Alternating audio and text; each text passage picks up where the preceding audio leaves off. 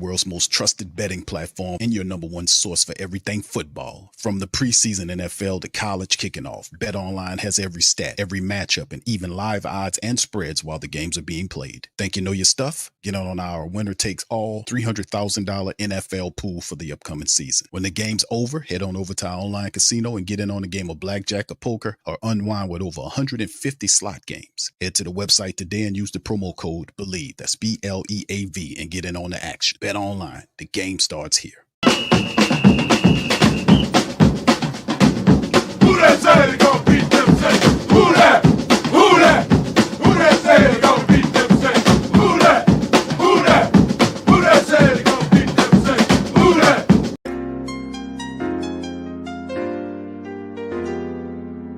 Yeah. Boogie like Benson, I'm a who that. I'm a who that. Long as I'm living, I'm a who that. Lose or winning, I'm a who that. Sports Coma, yeah, this is where we do that. Where we do that, where we do that, where we do that, where we do that, where we do that. Boogie like Benson, I'm a who that. I'm a who that. Sports Coma, this is where we do that. Where we do that. Welcome, welcome, welcome. Somebody please better help. Running this thing like elf. I thank God every day I'm not a felt. Go to YouTube live with Big Q and the guys. If you ain't ride or die, the bandwagon get flipped. Been marching in, that was way for the ring. I was yelling out your shame for the championship. Bucking on town, duck down. Falcons, pluck, get shut down. Panthers ain't much touchdown. The vision really belong to us now. So much hate on the Saints, you could probably tell. Ever since Bounty Gate hit the NFL, when things seem fishy and you probably smell the crooked referees on Roger Goodell. Yeah, probably like this and I'm a who that. Every day I'm living, I'm a who that. Lose or winning, I'm a who that. It's the Sports Coma, this is where we do that. Where we do that, where we do that, where we do that, where we do that, where we do that. Boogie like this and I'm a who that. It's the Sports Coma, this is where we do that. You're listening to the Sports Coma with Big Q and the guys on the PRO Media Network.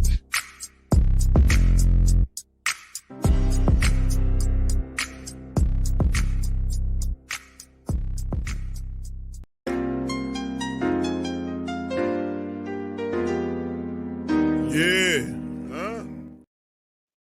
All right. Shout out to the fan. Appreciate y'all, man.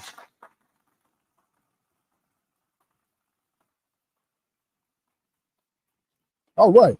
We up in this thing, man. Sports Coma representing the mighty Who Dat Nation, man. Welcome, welcome, welcome. You're now rocking with the Sports Coma with Big Q and the guys, where we have intense, entertaining, educating, and enlightening sport talk from your favorite sports fam. Shout out to you guys. Appreciate you guys being in alive. We up in this thing, man, representing the mighty Who Dat Nation and the great Saint Tank. Shout out to you guys. Appreciate you being in this thing. Big ups to everybody, man. Hey, man, listen. Shout out to the Patreon champions and the YouTube membership family, man. We got the projection, the 53-man projection video up for our YouTube family members, man. It went up. I want to say I recorded it the other day. It went up today for the family members. So it is available to some of the family members so they could be able to go and check it out, man. On our Patreon channel, is also on our YouTube membership, as well as you guys, you know how to find it. All right, so big ups to the fam. Appreciate y'all being in the stream. Please feel free to hit the like button. Please feel free to smash the subscribe button if you're not a subscriber, fam. We up in this thing doing it for the fam. So listen, fam, we're going in this one. We're going to kind of recap a few things. We're going to go over the preview for the Tennessee Titans as much as we can go over with. Not a lot to kind of jump in with the Tennessee Titans. We know a lot of the players are not going to be able to, not going to play. There's still a lot of battles to be decided.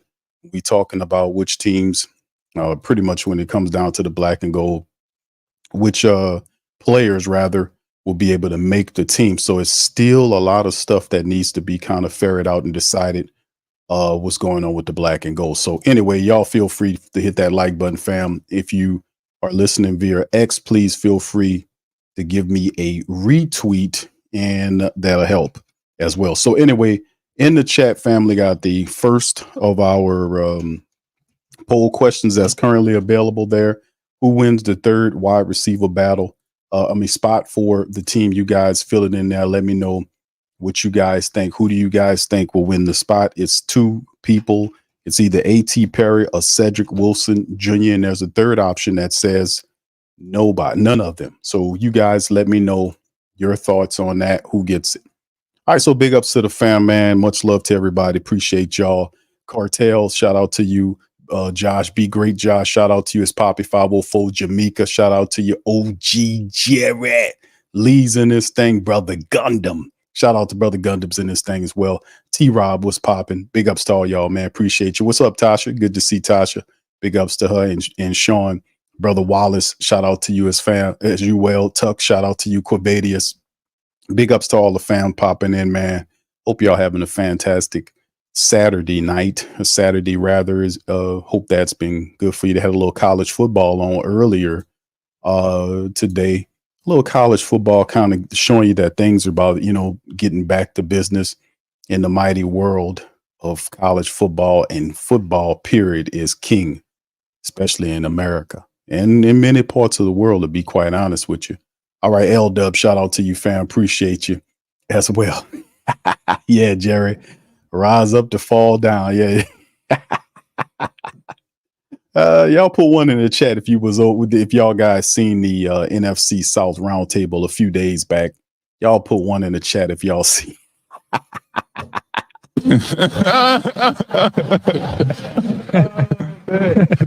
Yeah, man. Listen, that's how we do it, man. At the NFC South roundtable, man, we had some fun over there, man. And we kind of cracked. I was cracking up over there, man. It's always fun to pick at my brother Low, man.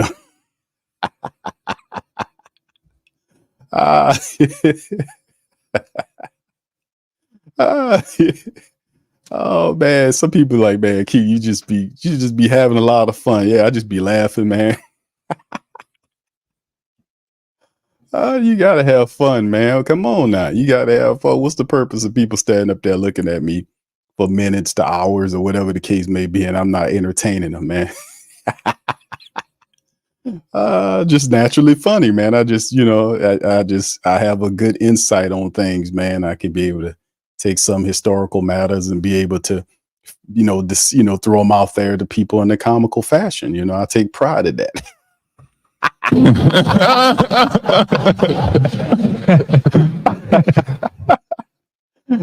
So shout out to my brother Low, man. Hey man, listen, y'all think it's a game, man. It ain't no game, man. I'm working on some merch, man, that should be ready. Inside baseball, man. I'm working on some merch that should be ready for week 1. We'll let you know. We'll pop up the advertisements to let the family members know when that merch is. But y'all gonna like it, man. Let's just put it to you like that. All right, shout out to you guys. Good to see you. Young City, I see you, fam. Much love, man. All right, so anyway, let's get into it, man. What's up, Antoinette? Good to see Antoinette in this thing as well. Big ups to y'all. That was pretty funny. Oh, man, I just cracked them guys up, man. All right, so anyway, let's drop right to this article, man. Shout out to Luke Johnson at NOLA.com, man. He was the one, talking about this, right? The Saints decide about resting the starters, man, including Derek Carr in the final preseason matchup. And Derek Carr, many of these Saints starters are not expected to play in the preseason finale against the Tennessee Titans, according to the league sources. With Carr on the bench, the quarterback reps will be divided among backups Jake Haener and Spencer Rattler for the game, which kicks off at 1 p.m. Sunday at the Caesars Superdome. That's Central Time for me, of course. And of course, said the decision to rest the majority of starters does not come as much of a surprise, given the fact that they played multiple series in each of the first 2 preseason games. Carr finished the preseason 9 of 15 for 59 yards with a long of 19 yards. He threw no touchdowns nor interceptions. The Saints open the regular season matchup against Carolina on September the 8th at the New Orleans Superdome. So we knew coming out the gate that the big point was that the Saints wouldn't have most of the stars. We knew the last matchup that ultimately there was going to be guys that would be playing in that matchup, but would basically, we knew the second time because it ended so disastrously that we knew that they would not leave, leave it as it is, because that would have been a lot of stuff to take it to the preseason, to the regular season, pardon me. But they did a good job of rolling Derek Carr out there and letting him play a long series to try to see, just get something positive going on, man, because that does carry, even though the games don't really count toward wins and losses toward the regular season. Insofar as the synergy, the harmony, the chemistry of what the team is attempting to do in small bite servings inside of preseason and overall, I would even rationalize that more. It's more of it's a mental hurdle cleared that, hey man, we did it, we can do it again. You see what I'm saying? So I mean, that's what it comes down to. So the Saints, if they can just set up to run the game, run the ball, we'll see. Now they say many of the starters, not all of the starters, certain starters should be getting reps. They really should. We know that the left guard position is still not settled. That is something that we're paying attention to, have been paying attention to. We know the right tackle position is still something going on. So don't be surprised if you see Trevor Penning out there getting some reps as well. He could use those. And like I said, man, it's up to the running attack for the Saints to be able to run that ball. So a few things are still left to be settled. The wide receiver position, number 3, in particular, Cedric Wilson Jr., A.T. Perry, which one in your mind so far? Still another preseason game left to add to that. The backup QB position, which is by far the most intriguing of all, because it has really electrified the preseason, in my estimation. Watching Jake Haener duel Spencer Rattler in these games gives the game, when the starters are not in there, it gives the game a lot of legs, because people are really dialed in to see Spencer Rattler and Jake Haener, see what they can do. But by the slightest of margins, people are still giving Jake Haener a little leeway. But if Spencer Rattler can have a really good performance against the Tennessee Titans tomorrow, then you might see, him jump ahead. So a lot of people will be paying attention to that as well. So a lot of positive stuff snapping and popping in terms of that. Defensively speaking, our defense looks really swell. It looks awesome. We'll love to see what happens between Pete Werner and Willie Gay, even though the Saints paid Pete Werner. I can't say that Willie Gay or Pete Werner performed, or he did better than Willie Gay in the preseason and in the offseason. Can't say that. But in the end, the Saints have taken all of the competition out of it, because it was supposed to be a battle for whatever limited resources the Saints have, and they already paid Pete Werner. So where does that put our guy, Willie Gay? Where does that put him on the street? So I don't know how that's going to end up, and that's a end of the season type question. But for right now, we expected him to have a very solid year, depending on where he starts. If you're paying Pete, and this is a question to the chat here, y'all guys fill that in. If you're paying Pete Werner, what is it, $17.5 million for 3 years? Is that automatically, in my mind, makes him the starter, right? So it's obviously Demario Davis and Pete Werner, as the linebackers, right? Even though our eye test, y'all tell me if y'all agree with me on that. Who in your mind has played better? In my mind, and based on what I've seen in preseason, because the competition was not something that was set up for the prior years this year, and Willie Gay's here for a reason. I've said this sometime. The reality is, if Willie Gay outperforms Pete Werner for the linebacker job, then why the hell did you pay him? And that's the weirdest thing. That's why I was like, man, this guy got what Biden got, or whatever the case may be, because the reality is, you don't pay him that fast. You don't pay him that. It's supposed to be a competition, and he didn't do enough to say that he was the winner of the competition. You just paying him for nostalgic purposes. Oh, he's a good. No, it's supposed to be, this is a futuristic move where we have a guy here now that's faster than him, that can get to places faster than he can get. That's the point. That's why he's here.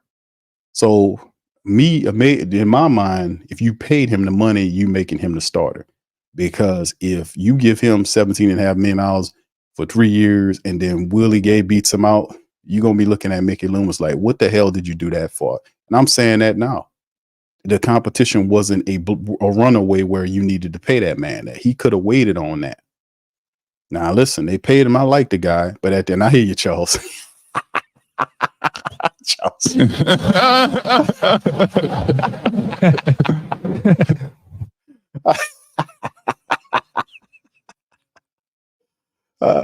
bro. Yeah, bro.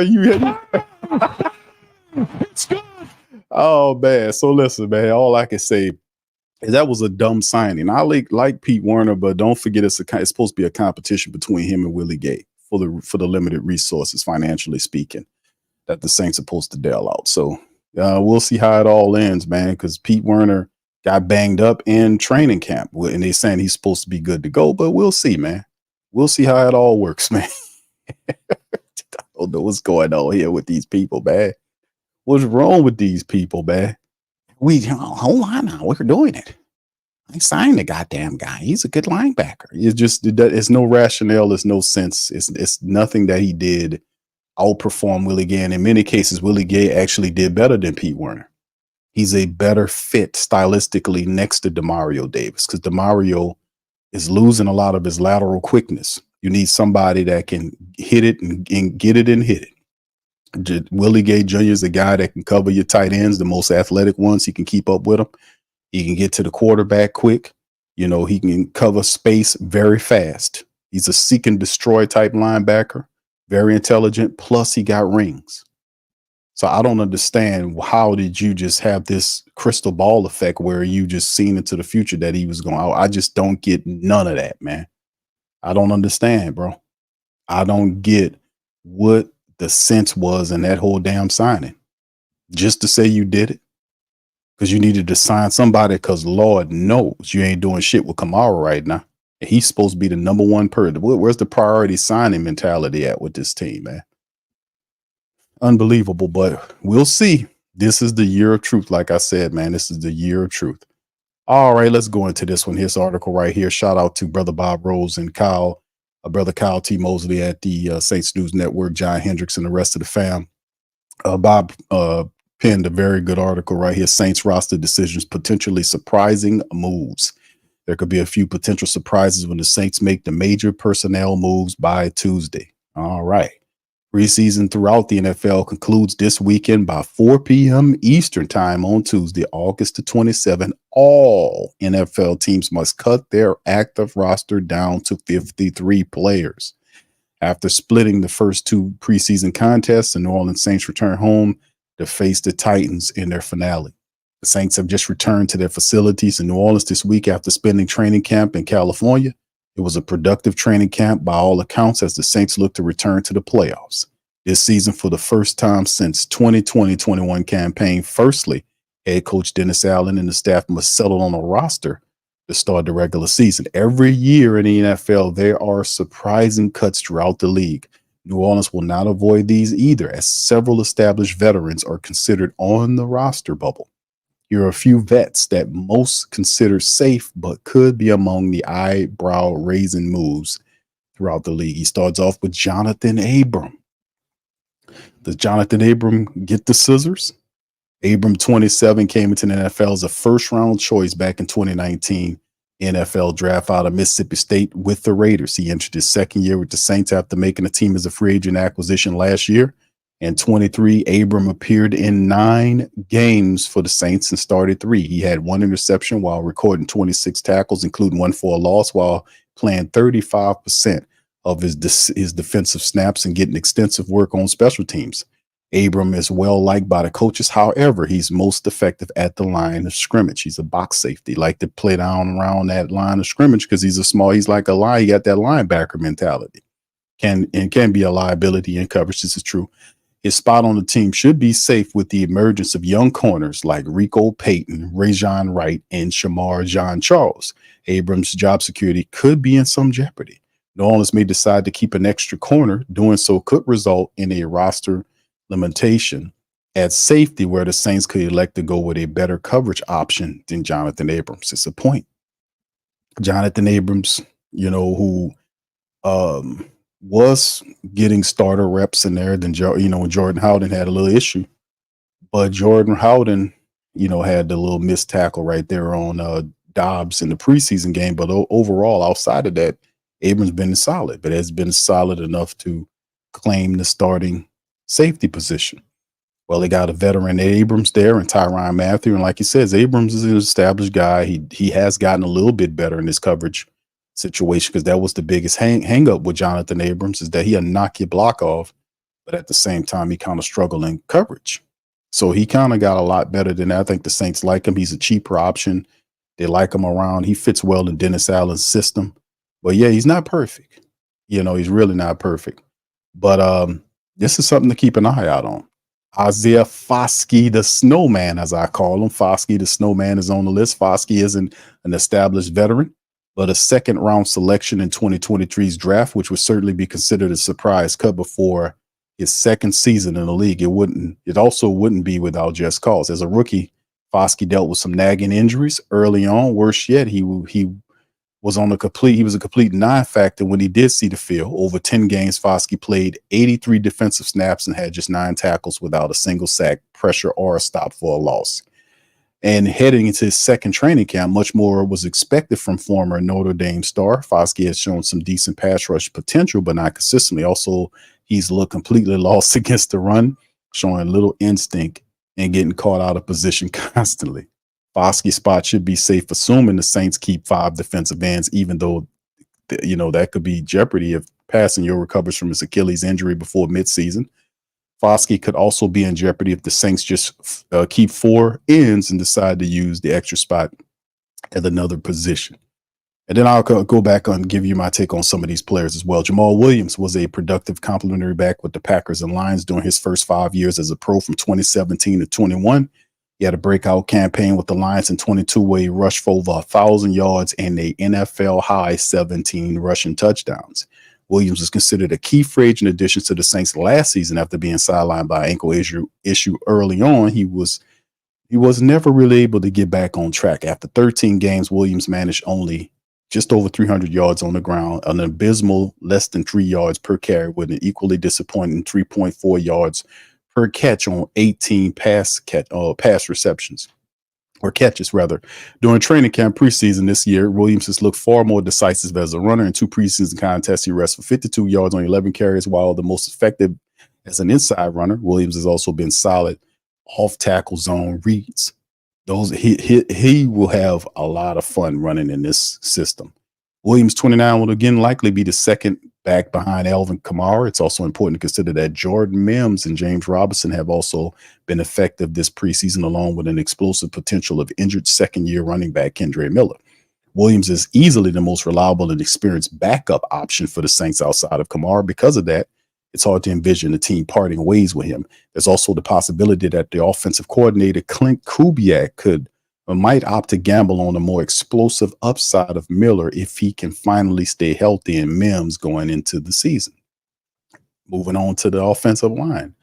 Landon Young, a 6th-round pick back in 21. Young he's one of just 4 holdovers in the same position out of last year's offensive line group. He started just 7 games in 3 years, but can play either tackle spot and is coming off a career best 213 offensive snaps last year.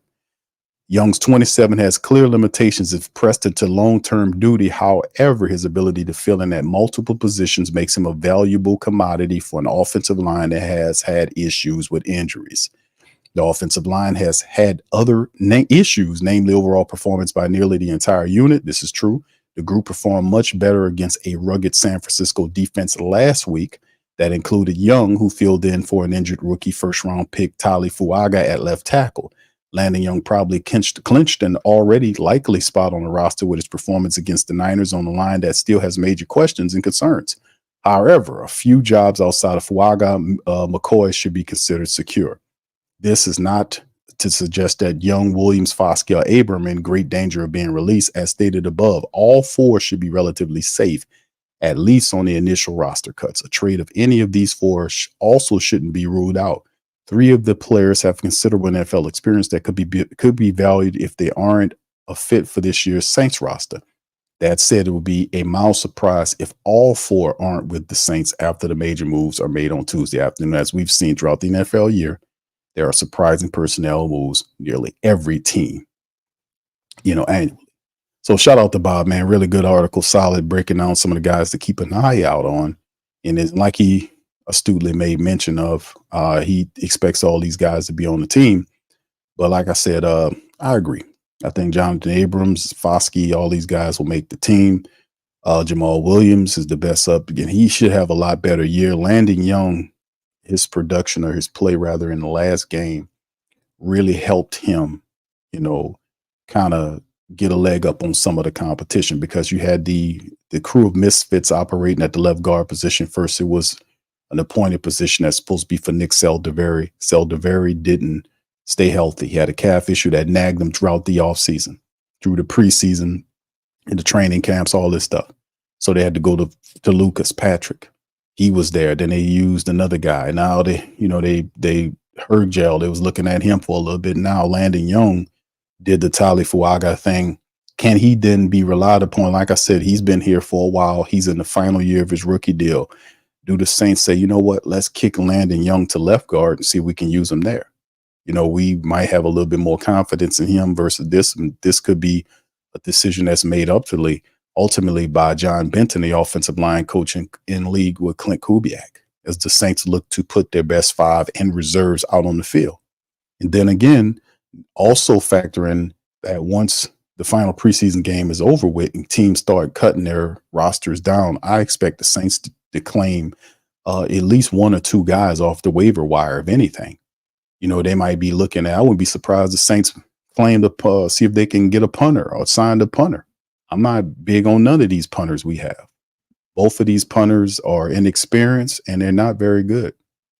Matt Hayball can punt the hell out of the ball, but he's a rookie, and Group A is the guy I think he'll stick around. He did really well, despite Charlie Smith kicking the hell out of the ball. But the punter situation, my God, the punter situation is still something we need to look at. The return game is another thing we have to look at. And like I said earlier in the show, for the family members who want to know my thoughts on some of these rosters, I did a roster projection show for the Patreon and YouTube membership family. You guys know where to look to find that video. It's about 40 plus minutes.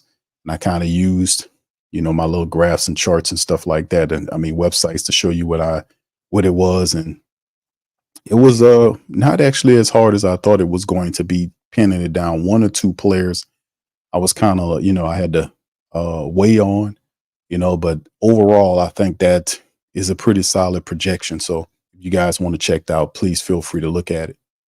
All right, as we keep it moving, man, that's some shout out to Bob, man, for that. And of course, like we said, the Tennessee Titans situation, that's something else we got to look out as we kind of go into some of the predictions right here. This is straight up from Yard Barker here. Titans versus Saints predictions, pick odds, Sunday's NFL preseason week 3 game. Saints will be hosting the Titans for the final preseason outing this Sunday. Everything surrounding the Saints right now is concerning, for the lack of depth on the offensive line, to the abundance of positional battles, to different coaches calling plays from different areas of the field. I will be fading this team until further notice. All of them feel the same way about the black and gold, don't they? They don't know what they're going to get, as well as the Who Dats don't really know what they're going to get. Defensively, we do know. Offensively, not yet. Just a lot of hope. A lot of hope. All right. Big ups to the fam, man. Good to see y'all. Yoshi, thank you for the super chat. How do you feel about Clint being in the booth? I think Clint, and I heard Dennis Allen did say that he wanted to bring him down to the field. But and I don't think that hurts. But having him up in the booth gives him a very vast advantage in terms of what he's looking at. Him looking at the defense and everything. It's an advantage being up high. That's why they go up there. A lot of guys like to go up there because they want to see what the defense looks like, the alignments, are they lined up like they want them to be. That's why they go up in the booth. It's obvious, an obvious help, as opposed to you right on the field doing that. So me personally, I would leave that alone. If I was Dennis Allen, I would leave that alone. Let Clint Kubiak do what he's comfortable doing. And if it don't work, then switch it up. But leave him the hell alone. Get your ass from around there and leave that man alone. Let him figure it out. Let him find out what's more comfortable for him. That's for your own good, Dennis Allen. Hell, you need to leave that man alone. And then in terms of the play calling, you heard Dennis Allen say the other day that he is saying that he wants to let the defensive coordinator Joe Woods call the plays. You don't say now. You don't say now. All the shit in the world, all the stuff we say, fam. For how many? Put one in the chat if you heard that from somebody before. Put one in the chat. Thank you, Yoshi, for this. Appreciate you, man. Thank you, bro. Appreciate you, man. All right, Jason says, Q, I bet these fools miss Andrews Pete. I don't think they miss Andrews Pete, bro. The Saints just did not do enough in terms of veterans. Like, they spent money saying, going to, like I was saying early on, I like the Chase Young signing, and they just do weird stuff like bringing in, and I said this on the NFC South show, because they would try to say this stuff about Justin Simmons choosing the Falcons over the Saints because of such and such. He felt like this. What else is he supposed to say once you gave him the money? Oh, well, listen, if he felt that way, why didn't he take his ass to the Falcons first? That's how you know it's BS, man. You gotta think, man. Well, he said, my dog Lil say, man, you know what he said, huh? He said such and such. I said, well, okay, yeah, but why he didn't bring his ass over? Why he didn't go over that first? Why he went to y'all second if he wanted to be with y'all first?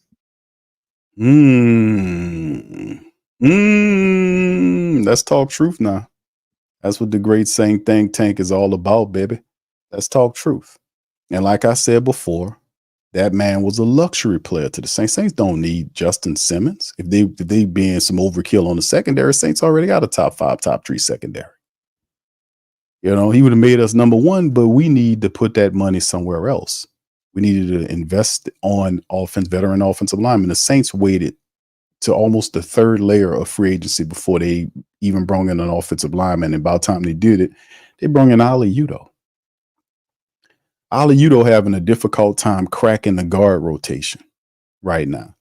Lucas Patrick is actually the guy that they like over Ali Udoh, who Ollie's supposed to be a better guard than he is a tackle prospect. The Saints definitely are in the need to try to see if they can find a veteran offensive lineman that can play either tackle position. Once those guys get released, see if you can land one. Hell, you might need a guard too, depending on these guys to see how you like them. You haven't been looking at them long enough. All right, vibing with the Johnson's Q. When you get a chance, look at Dennis Daly's. He's a swing tackle. Arizona Cardinals put him on the street. Okay, I will. Thank you, vibing with the Johnsons. Appreciate you, bro. But yeah, y'all know. Put one in the chat if you heard that before. Who kept telling this dude for the last couple of years, hey, man, if you're a real coach, if you're ready to stop becoming a defensive coordinator and be a head coach, what you need to do is you need to allow the people that you brought in here that you say you have a lot of faith in, because this is Dennis Allen's team. A lot of these coaches are the entire offensive unit is picked by him. The staff, they said the majority of the top guys, those are Dennis Allen's guys. This ain't Sean Payton's team anymore. This is officially Dennis Allen's club. You got a couple of layovers that's left there. Maybe Michael Hodges on defense, but you got a new secondary coach, a new defensive line coach. You got a defensive coordinator in Joe Woods that's new. A lot of these guys, these are Dennis Allen's guys. Now, he didn't do too much with the special teams. That's still very much Sean Payton's guys with Coach Rizzo and Phil Galliano. Shout out to those guys. Those are holdovers for special teams, but sometimes you don't look at special teams as an equal member at times, but until you need them. But the thing is, the whole Dennis Allen thing, when I'm talking about him finally saying he wants to see Joe Woods make calls, because that's the next level of being a competent head coach. A head coach acts as an overseer. He's a supervisor. He hires the guys. So if you got guys, let them call the plays offensively, let them run the defense, and you be an overseer and watch everything. You watch everybody. That's the purpose of it. You don't need to be calling no defensive play. Well, Q does it really well, but he needs to be also focusing on, that's been the problem with him these last couple of years, not paying too much attention to the offense, not getting his hands dirty and going over there and say, hey, we're going to move this around and move that around, electing to totally leave it alone. And now a lot of the moves that are being made now were being made because of pressure and the fact that there is a could be finality to him not doing it the correct way. He could be forced to leave. So that forces him to start being more of the cool coach.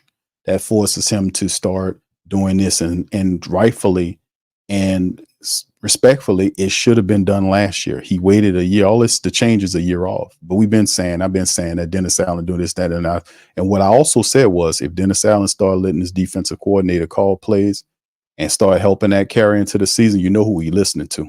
Because all the shit that he doing this is what we've been saying here all the damn time. How coincidental is it that everything we said he should be doing, he doing it in the same year after we said it at the last couple of years? Everything from him letting the defensive coordinator call the plays and potentially could something that can go into the regular season, as opposed to him being more accountable and detail focused. He wasn't talking like that prior to this year. Now it's all the same. All the stuff that we said is happening in the same damn year. Come on, man. So, I mean, we'll see how it all goes, fam. Like I said, I want to see my team win, but my goodness, man, you're going to talk about people that's ahead of the curve, man. It ain't them. The situation shouldn't force you to change. You should be changing prior to it. That's how you know that you're ahead of it. That's how you know. If the situation is forcing you to change, you're out of rhythm, baby. You're supposed to be changing prior to it. That's what you do. You're supposed to be able to look down there and see that road about the curb and not turn as you hit the curb. You're supposed to be preparing. You see the curb up ahead. You ain't going to keep going straight. You got a curb with the road, but you got to anticipate it too, because you got signs, right? Just like I told y'all the other day, you're giving signs on everything that goes right or wrong. You get signs all the time. You not paying attention. Like I often talk about that old girl. You better pay attention. They give signs all the time. People are pattern driven. It's pattern recognition. And it's the same with life. It's the same thing. The seasons and as the seasons change, you never seen a season skip. It might one been shorter than the other, but you never seen it skip. That's as right and as fair as rainwater, baby. Let me tell you something. Anyway, let's get into this with Titans in preview. There's some optimistic surrounding the Saints offense after week one's preseason performance, mainly headed by Spencer Rattler and Jake Haener. But after seeing their most recent performance, there simply is more cause for concern. The Saints averaged a putrid 4.1 yards per play against the Niners in week two, converting only 1 out of the 11 third downs the entire game. Through 2 games, the Saints are 6 of 26 on third downs for 23%. With both offensive tackle positions still in limbo, I wouldn't expect to extend a look with Derek Carr in the lineup, even though if he plays a full quarter, that would not necessarily swing the handicap of this game in either direction. All right, so the offensive line cannot be trusted, as this is what the writer is saying. As a unit, they rank 26 in the PFF passing blocking grade. All 5 potential starters have a grade below 45, meaning the Saints have actually fared better with their backup lineup and protection. The team is in total has allowed 26 pressures and 4 sacks thus far in the preseason. It won't be easy for Rattler or Haener to move the ball against the Titan defense that has played well. The Titans have only given up 28 points in 2 games and have done so by getting ample pressure on the quarterback to the tune of 6 sacks and 28 pressures. The 2 backup QBs for the Saints combined to average only 5 yards per attempt a week ago, and they didn't receive any help from the running game. New Orleans stuck with the run relentlessly, rushing 34 times, but averaged only 3.4 yards per carry. More confidence can be backing the Titans offense. Will Levis expected to play 2 or 3 series. And in this preseason appearance thus far, he led a scoring drive. Even after Levis' exit, Malik Willis and Mason Rudolph were continuing their battle for the backup quarterback spot, but averaged over 7 yards per attempt last week with the Titans win. Oddly, Rudolph has been exactly 10 of 17 passing for 7.4 yards per attempt in both his games. While his completion percentage hasn't been elite, he has shown a willingness to push the ball down the field more often, creating several explosive gains through the air. Right? Okay, so we know what the game's going to be. He gives his prediction and said that expect the Titans to move the ball no matter which quarterback is on the center. Neither team has run the ball very well on offensive lines. Continue to take shape. Siding with the team that can protect their passing more consistently is the right play to make. So this is the thing when we talk about, and this is a little insight about the Titans situation, their quarterback situation, still happening, still ongoing. So we'll see a lot of they people, they got young quarterbacks at the helm too. But when we talk about the comment on the Spencer Rattler and Jake Haener thing, right now it appears Jake Haener slightly ahead, very slightly ahead of Spencer Rattler. And depends on who gets the stars, because really, you know, you would like we seen. I mean, we'll see more than likely. Will it be Jake Haener that gets the first half, and then Spencer gets the second half? I would love to see Spencer get the first half, but and you know whatnot. But if Jake gets the first half start and Spencer still plays better with the third stringers or whatever, that should solidify the position. But like I said, a lot of people love Spencer Rattler and they like him a lot. He has a lot of potential, and rightfully so. But this is the game where he kind of wins his first battle. If you know what I mean, fam. Like a lot of people feel like he's the future quarterback. If he's that, then this game tomorrow, he should shine. He should shine, not by the skin of his teeth, but he should be very noticeably better than Jake Haener to take that job, because that's what you're going to need. Usually when there's a thin margin like that, you got to show up, have your best performance, do what you need to do to create a cushion, you know, so it don't be as close. Make it a tough call on them. So this is, if it's his time, that window of opportunity I often talk about, which you have to be bigger than, will appear tomorrow for Spencer Rattler at some point after 1 p.m. Central Time with the New Orleans Saints. So we'll see, man. And of course, the running attack as well. The offensive line has issues for the Saints. That's a lot of questions. It really is, man. It's a lot of questions centered around the offensive line. Some have been answered. Some have been not. Some haven't been answered. So it is what it is. All right. So anyway, let me give y'all a little look at this depth chart right here, so we can see what we're talking about as well. Then I'm gonna get to your questions. Y'all feel free. Any questions, please feel free to throw them in the chat, and I'll do my best to answer them. All right, you can do that now, and I'll just bounce to them. I'm not gonna hold you guys. Hopefully not too long. All right, so anyway, Tennessee Titans depth chart here. Will Levis, as you can see there, Mason Rudolph and Malik Willis are the quarterbacks, and the article did mention that those guys supposed to play tomorrow. Tony Pollard, you can see that Tajay Spears, will he get an opportunity to be seen there? Kelvin Ridley is out there. I don't know if he plays, more than likely not. Treylon Burks and the rest of those guys there. A lot of injuries. You can see Hopkins there. He's banged up, won't play. And you see quite a few people there. Former Alabama lineman J.C. Latham is there. Some of these guys, you probably see a few of these guys. Not all of them, but like I said, Tennessee's a young squad that's trying to establish themselves, man. So these are a few of their players. Elijah Molden, that's the son of Alex Molden. He used to play for the Saints a long time ago. A very forgettable cornerback. Y'all remember Alex Molden, man? My goodness. Man, I remember I had nicknamed that man Alex Moldy, because that's how bad his game was. He just wasn't, no disrespect to Alex Molden, man, but my goodness, man. Good Lord. Oh my goodness. That's from the era when wow. Anyway, like I said, this is some of the Saint stuff right here, man. As we go into this, cars out, you see Haener or Spencer, depending on what unit it is. We don't know who's going to play the first time, first quarter, second quarter. I would probably say Jake plays in the first quarter of first half rather of the game. Just looking at it, if they switch it, it'd probably be Jake first, and Spencer, if they switch it, try to rotate it. All right, anyway, and then you see Jamal Williams, Jordan Mills, you'll see Robinson, you'll see those guys out there, Quimia St. Brown, Kevin Austin Jr., Samson Nakua, Bubs.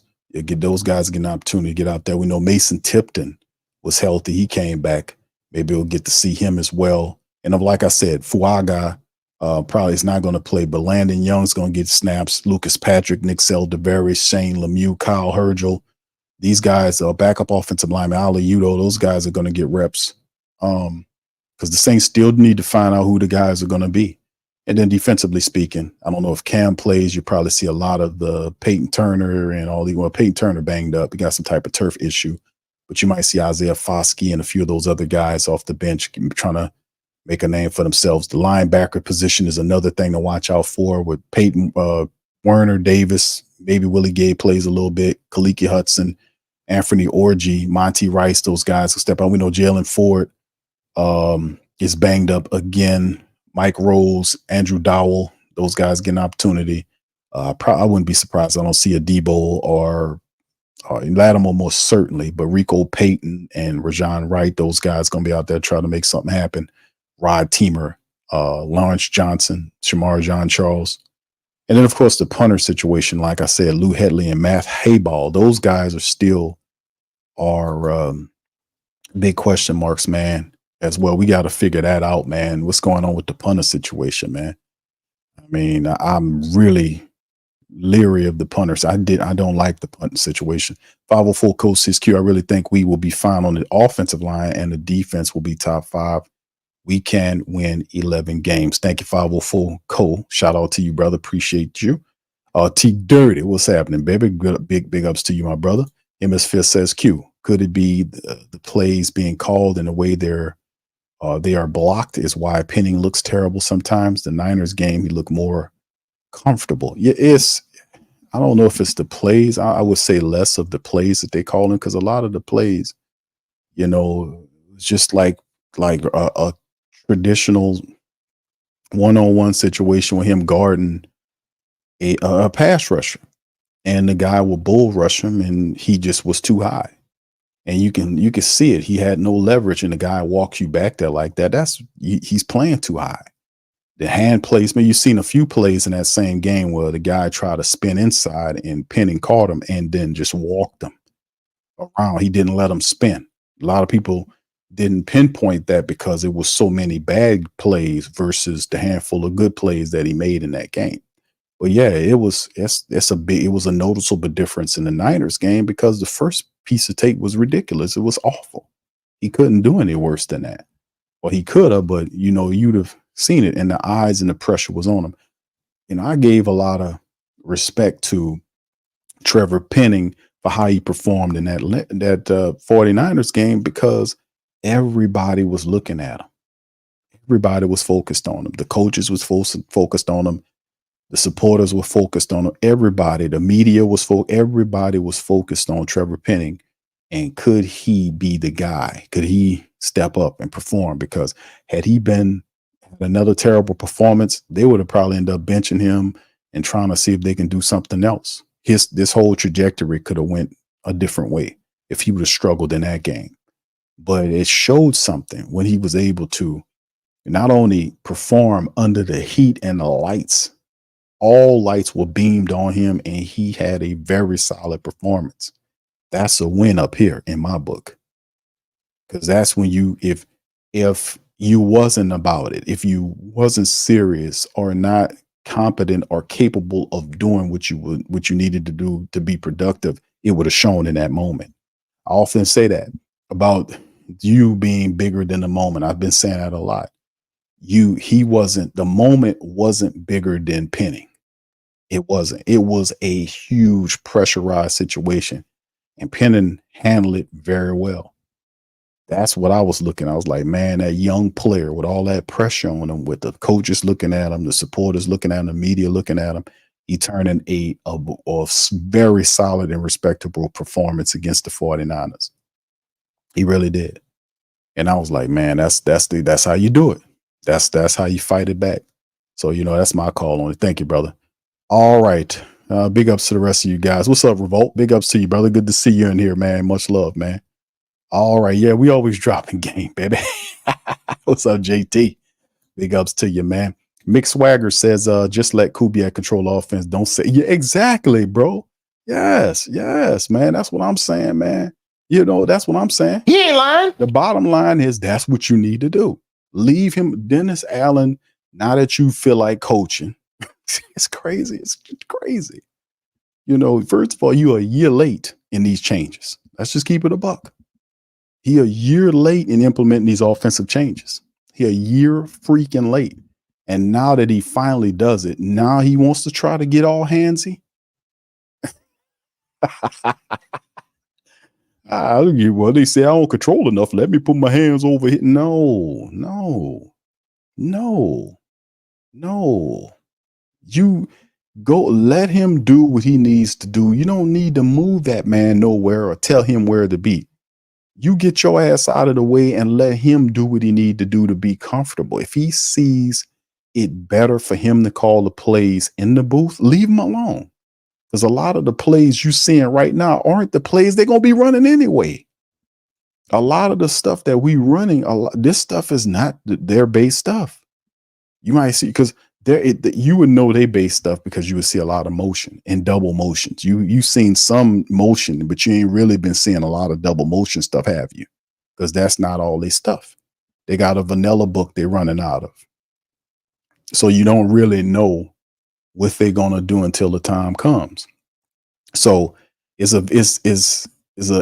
very limited sample serving of what they're trying to do just to stay ahead of teams like Carolina. Carolina doing the same thing. You know, they're doing the absolute same thing. And they're doing their best not to show anybody their offense. In the first persons they're going to be able to use that offense again that nobody's seen, is going to be on the Saints. So that's why I was telling y'all, be careful, because you got to game plan something. In order to do that, you got to study tape to figure out what they're doing, and you have to stop them. But if you don't have no tape to work from, watch your ass, Mr. Snowman. Mr. Mayor, what did he say? Mr. Postman. Yeah, watch your ass, Mr. Post. That's your ass, Mr. Postman. That's what I'm saying. Why I'm telling people that about that Carolina game. I'm gonna go into that in the preview. Carolina, when the time comes, we're gonna have my brothers Dave and Shy back up here to preview it. But indeed, man, leave him alone. Now he wants to get all handsy and get all in there. Man, come on, dude. Yeah. All right, thank you, brother. All right, Mad Drummer says, do Kamara? No, I don't think so, bro. No Kamara, bro. I don't think he plays. Reginald says Saints have tough cuts coming up. Miller might be gone. He hurt all the time. It's just been 2 years. He was a rookie last year. And let me say this, bro. Let me just say this about the Saints, right? And I just want to remind the Who Dat Nation, man, about a lot of this stuff that we see all the time that happen with the Saints, right? First and foremost, I like Kendre Miller a lot. I really do. But I wanted them to go in a different direction. Y'all know who the running back I wanted him to get. Y'all heard about the article, what he said about wanting to be here. That's who I was saying the Saints should have went and got. They went and got Kendre Miller. Kendre Miller had some injury concerns when he was in college. That's nothing new. And now this kid's in his second year. He was a rookie last year. He was banged up. Most of the year, he gets to the back of the year, gets healthy. You get something out of him. People were saying, Q, put Kamara in the street for Kendre Miller. I said, we got to at least see the man carry the team in a capacity similar to what Elvin Kamara do before you decide to get rid of Kamara. That's why I was saying Kamara is in a position where he knows that he's the best running back here. And if he's going to get paid, let him get paid. But he ain't tripping on it, because one way or the other, he's going to get his paper, whether it's from the Saints or it's from somebody else. He's going to get his money. But the Kendre Miller thing, now Dennis Allen's pinpointing Kendre Miller. I don't know what he got a bug up his ass for Kendre Miller when other players are having hamstring issues too. You might have had something when the preseason started, when training camp started, and he got the hamstring issue. You might have had something because he was the only one at the time with the hamstring issue. But since then, you've had several players that have had hamstring issues. Several players.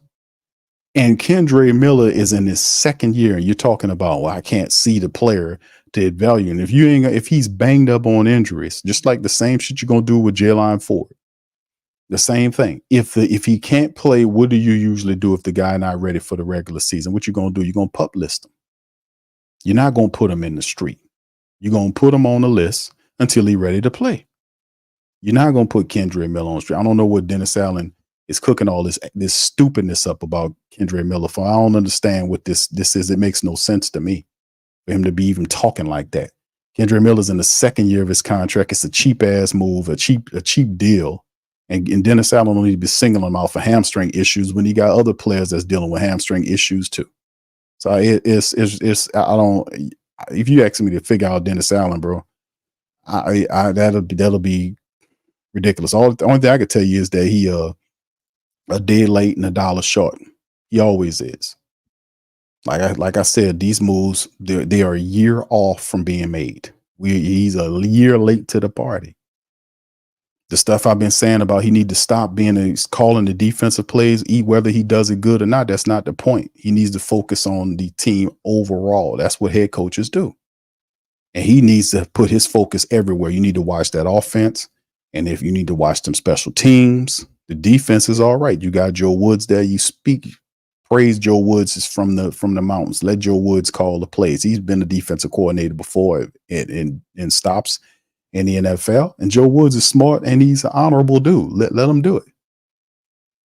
You know, it's a part of the game. Now you're taking your suggestions there. It just, man, come on, man. We cause this, man. This is what we do over here. Kai said, "What's good, brother Q? My black and gold family. Much love. Shout out to you, brother Kai. Good to see you as well." All right.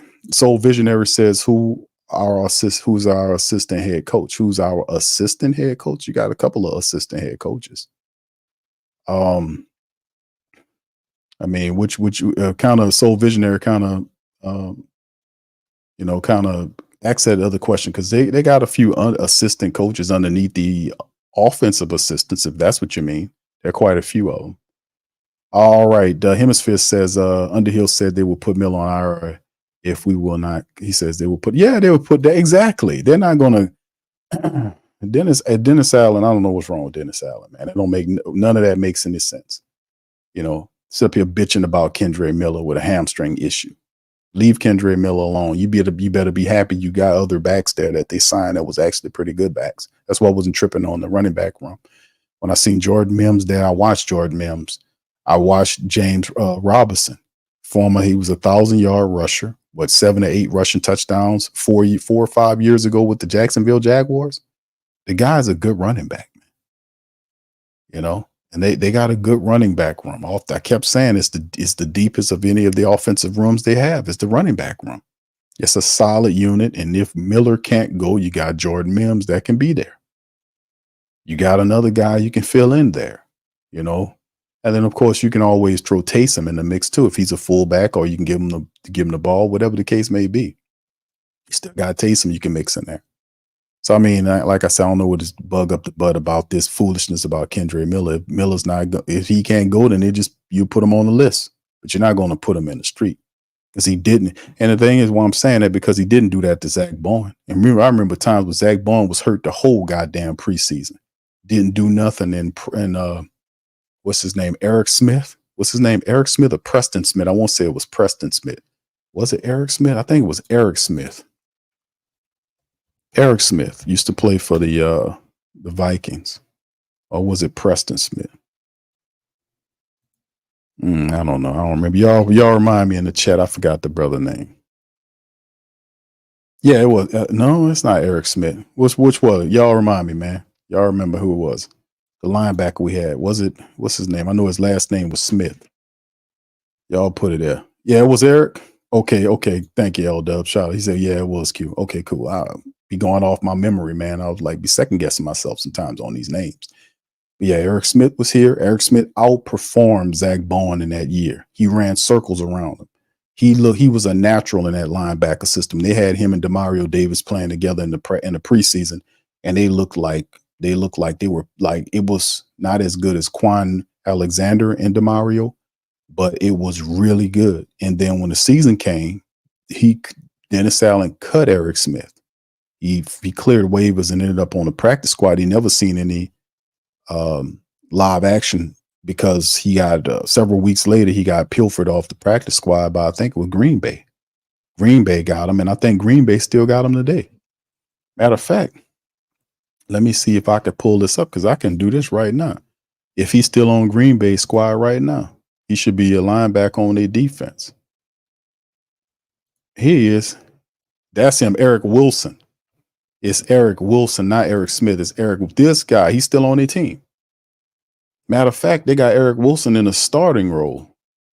Look, starting middle linebacker. This guy the Saints had, man. They had this guy here, Eric Wilson. I got his name highlighted. You got him starting at the middle linebacker. They got this dude off the Saints practice squad, man.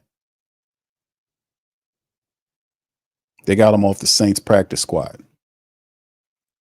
He beat out Zach Bowen that year. And then Dennis Allen put that man on the street. He cleared waivers, ended up on the practice squad, and he put Zach Bowen on there. People's like, what the hell are you doing? Why you did that? Why you? Because that's what he does. Every year, it's a stupid ass release, couple of stupid ass releases that scratch your head. He does it every year. I'm warning y'all right now. Don't be surprised if he make a few of them this time around. He been doing it. So, you know, this brother here playing for the people right now, man. He playing start. Got this guy starting in the middle of their damn defense. How bad it is for the Saints in many cases. But see what I'm saying? That dude, he put that dude on the practice squad for Zach freaking Bowen, man. My goodness. And then Nephi Sewell beats out Zach Bowen for linebacker spots to the point where they had to force the Saints to use him as what Sean Payton said he was going to use as situational pass rusher. So what I'm saying is at the end of the day is the decisions like the Kendra Miller thing, man, cut it out, Allen. Cut it out with that, man. If the kid ain't ready to go, you know where you could put him at. What's up, Pelican Nola? Shout out to y'all, man. Appreciate you. Dirty D says Foskey should be in the same. No, I don't think they're going to do the same thing with Foskey. They're going to be real patient with Isaiah Foskey, man. To be honest with you, Isaiah Foskey, man, is not going anywhere, man. He's not going anywhere. And that's the point of the matter is like I'm a lot more patient. Like Foster should be a little further along than what he is. But when you look at where the Saints have on Barrett, he's like the 5th defensive end among their rotation of 5 guys. If they keep him, they got Cam and Carl Granderson, Chase Young, Cam. Then it's Peyton Turner, then Isaiah Foskey. I mean, he's like the 5th guy. When is he supposed to get reps? Now I know if he use them on special teams, but that's different. So I mean, it's a weird thing. Just got to wait and see how it fares, man, because it does help when injuries start hitting that defensive line or when guys need to stay fresh. You got a good rotation of athletic defensive ends that can just keep firing at their offensive line. You can keep it going. Like I call it pass rushing waves. You got guys, athletic guys that's firing at those tackles, firing at that offensive line and just constantly putting pressure on them and keeping guys fresh. You should be all right, man. What's up, Brother Wallace? How you doing, sir? Appreciate you, man. Being here. Much love. Uncle Deuce says, hey, Q, if the Saints went to bed this season and DA is showing the door, will Clint Kubiak become head coach and hire a new OC and draft a quarterback? Damn, Uncle Who Dat. That's a lot of stuff there, brother. There's a lot of question there, brother. But if he wets the bed this season and they show him a door, Kubiak could be a possible replacement. He really could be. You know, Mickey Loomis don't like going through those head coach hires because he had Sean Payton for 20 years. When he was looking for a new head coach this time around, he did all this fakeness and then hired the guy in the building. Went through all of that 8-hour talking to Eric Bieniemy for 8 hours and all this type of stuff, and then turn around and hand the job to Dennis Allen. And they had several coaches that were way more qualified than Dennis Allen. But he ran a good old boy circle. We getting burned by that now. You're supposed to hire the most qualified person. Not just get a guy out the good old boy circle. And now we suffering from stupid ass decisions that he making. He compared him to Sean Payton. Oh, yeah. Oh, he's a good coach. Sean Payton started off such number. Remember, and it's like, dude, that's a badass comparison and a very bad faith argument that he involved himself in. And he knew it was stupid. That's why he was bucking his eyes and looking batshit crazy when he was saying it.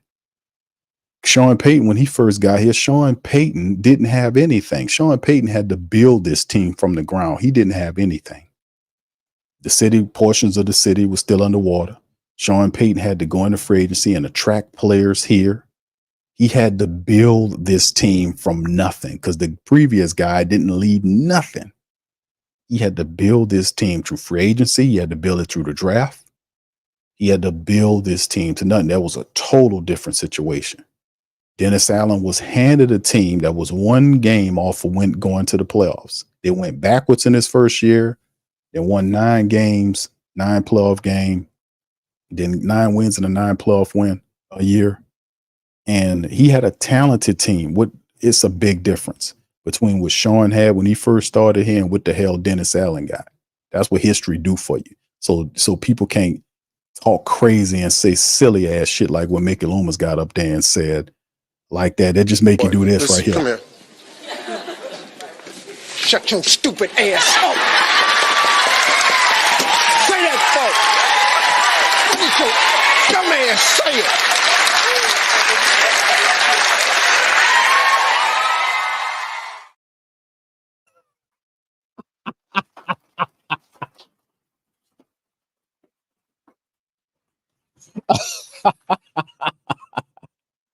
Oh man, we have too much damn fun here, man. That's for you, Mickey. Stop talking crazy, man. All right, but yeah, it's a possibility, man, with Clint Kubiak, man, to be there, and I think he got his quarterback of the future. When you talk about Spencer Rattler, so it could be a possible, brother. Who that? We'll see, man. That's definitely a part of it. Mad Drummers, respect to you, brother. Thank you for spending time here, man. Your valuable time. Thank you, man. Yeah, LW. Yeah, we got it, brother. All right. Hemisphere said Miller did not do anything in camp. He missed the entire training camp and preseason. He did, but you're still not going to put him in the street in his second year. You know what I mean? All right. Sean says, DA bet not waive Rattler. Nah, he'll be all right, bro. He ain't gonna get rid of Spencer Rattler. Hemisphere City released Wilson left me scratching my head. Smith. Yeah, exactly. And you see where he is. I just showed y'all that man been there since they pilfered him off the Saints practice squad 2 years ago, 3 years ago now. Now he's a starting middle linebacker for the Packers, and the Packers are seen as a team with playoff aspirations. How's that for you? We can't help teams that way. What's up, Bird Talk? Shout out to you. What's up, Barbara? How you doing, Queen? Shout out to you. All right, Nito says when you have a subpar coach and make a dumb decision, the O-line coach last year, Peyton, no better with his trade of Graham. I didn't like the Graham trade. After signing Graham, he then traded him and then lied about it because there were rumors circulating about Jimmy Graham after he signed a contract. It was stuff for him about being traded. Well, we ain't signed him. Remember the famous words? We didn't sign him to trade him. We ain't signed him to trade him because he was saying the same thing. And then they traded him, but they got Max Unger and was a first round draft pick and something. I forgot what it was. But yeah, he was. Yeah. Because people were saying, hearing the trade rumors that, such and such. And he was like, nah, Jimmy's here. And then he traded him. So yeah, he be lying too. All right. So as he says, and do you think we will cut? No Foskey cutting. They're not going to cut Isaiah Foskey, bro. Absolutely not. And then another thing is too, bro, the reason why I'm saying this, a lot of this is tied to ego. Remember, the Saints are doing this with a fake bravado. Like that's what Mickey Loomis, you can see his fake bravado. That these guys coming at you like, these moves, some of the moves they were making, signings were bullshit moves, but they have a fake bravado like they know what they're doing. Yeah, what are we doing? It's this, it just smells bad. You can see it versus a legitimate move. It's two different energies. You can sense it. But, them cutting Isaiah Foskey or cutting a Kendre Miller, these are guys that are second and third round draft picks. If they cut those guys, that's a lot of arrows pointed at Mickey Loomis and Dennis Allen. They're not going to give you that. These guys have to be really bad for them to get cut this early, which is still, then it may not give you that. Like I said, I'm telling you, I know these people, man, how they activate. They won't give you no ammunition to shoot at them, man. Not if they can help it. Pelican notices, Q, are you going to be watching the Mayweather fight because they have 2 more rounds left? Nah, I'm probably not going to be watching it, bro. Him fighting. I seen a little bit of it early on. Like the scene made it up to it. I'm really I like Mayweather, but a lot of these old exhibition fights, bro, it's just not my cup of tea anymore, Thank you for asking, though. All right, Rick Dennison. Yeah, okay, thank you. So yeah, Rick Dennison, it works with Kubiak. That's a help for him. He talked about him in one of his last interviews too. He kind of going to that. All right, Reginald says, Q, like the NASCAR package with young Granderson, Cam, Brissy, Young is yeah, I seen that, bro. I love that. I love that. Looking forward to that, bro. That's gonna be really big. Gonna be really big. All right. Yeah, 26 free agents this first. Yeah. Yeah, exactly. Yeah, exactly. Exactly. So visionary when you talk about see what that's what history do for you. That's what history do for you. That's what history do. History does that. When you know history, people can't tell you nothing, man. And that goes for everything. They only play games with you when they think you don't know history. If you study the history, you know the how where the team come from, just and not just sports. Period. If you just know history and you're just a well-read, intelligent person that has a grasp, you don't have to be a master of all these different things. But if you are well learned enough to be able to hold an intelligent conversation on some of these matters, man, come on, people can't tell you. Might they can say something that can enlighten you. You'll know the difference between you know what and sugar. You could tell the difference but like I said, man, it's they won't give you any ammunition to shoot at them. I promise you that much. Yeah, I'll tell you that much. All right, Hemisphere Q, please highlight this. Tom Brady was a 5th-round pick. He has 6 Super Bowl rings. Purdy was Mr. Irrelevant. Last year's draft led the Niners to a Super Bowl. You don't have to draft a QB in the 1st round. You don't. You don't. And like I said, some of these like Tom Brady's, what he did. We've seen that before where a guy gets hurt, the starter gets hurt, then the backup comes in, does his thing. We never seen it at that level. But Tom Brady's was ready for the moment. And when he got the moment, he never let it go. And that's like, you notice his mentality, like people who, like he kept all the quarterbacks that were drafted in the same round ahead of him. He played with that chip for all of his year. Even when he was winning the championships, he kept the idea in his head that you thought somebody else was better than me, and I'm showing you. Now I'm gonna show you again. I'm gonna show you again. I'm gonna show you again. Some people need motivation like that to keep them going. Like Michael Jordan he said Michael Jordan's talked about how he used to create narratives. Like if somebody wasn't saying something for a game, he would just create something in his head just to motivate them to kick their tail. That's how some of these players or people are great. They are constant in a state of motivation, of motivating themselves to compete in a constant competing mind frame, constantly. That's how you don't get comfortable. That's how you don't slip. That's how, because that's the thing. He won 3 Super Bowl rings. He could have got comfortable and said, man, this is pretty good, but he wanted to be great. So in order to be great, you got to go you got to go beyond and farther than the other person did. And that's what he did. To the point where if most people talk about it, they'll be talking about Tom Brady 100 years from now. He long gone and up out of here. 100 years from now, if the NFL still there, they're going to be talking about Tom Brady and talking about how great Tom Brady. They have people trying to measure up to Tom Brady, all this kind of stuff. Like what happened with Drew Brees, and Drew Brees took all those records and had all those records. Tom Brady still played long. He played several years, a couple years after Drew Brees retired, so he could take his records from him. See, and people are like, nah, that's not. He was on the field throwing the ball to his son and all that. No, Tom Brady, that's how Tom Brady get down. He is all about winning. That man put his whole family on a waiting list so he can go play football to win them records. It's a high degree of level of pettiness and competitiveness that you got to have to be able to do that. Your family and your wife, your woman, so I'm telling you, man, it's another level, man. And even right now, he don't even have to do this. They paid him all his money just to talk about the game and gave him all his money, more money than people that got degrees to talk about the game. Paid him more money than them, and they got the degrees. How that makes sense? That's how you know it's all BS. All right, but yeah, it's all about you got a point on that. Knowing who to go and get to fit the system. A guy like Spencer Rattler has all of the tools. He's a 5th-round pick. He's going to play with the same chip on his shoulder that a lot of those guys did. Damn, y'all see me as a 5th-round quarterback. Watch this.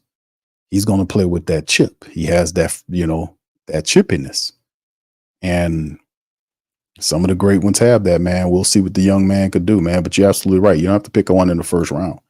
Nito said assistant GMs here leave everything to be desired. Peyton under achievement should have had at least 2 chips. He did. And Coach Peyton kind of focused on his offense. His defense was kind of suffering because he was focused on installing the offense and getting that going.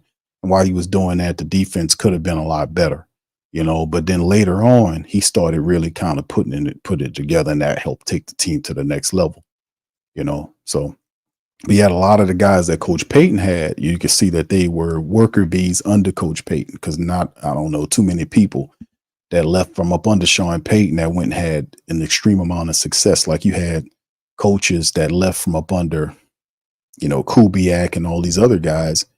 And you got Andy Reid and all these other guys, and you have all these people, and they got jobs everywhere. I mean, y'all know any coaches that came up under Sean Payton that's doing big things outside of Campbell in Detroit? I mean, I guess you could throw Campbell as one, but are there any others that we can say?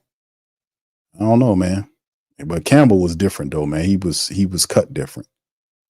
Big J says Bourne been good for the Eagles. I heard he fits their scheme. I think he's starting. Oh yeah, well yeah, that's about right.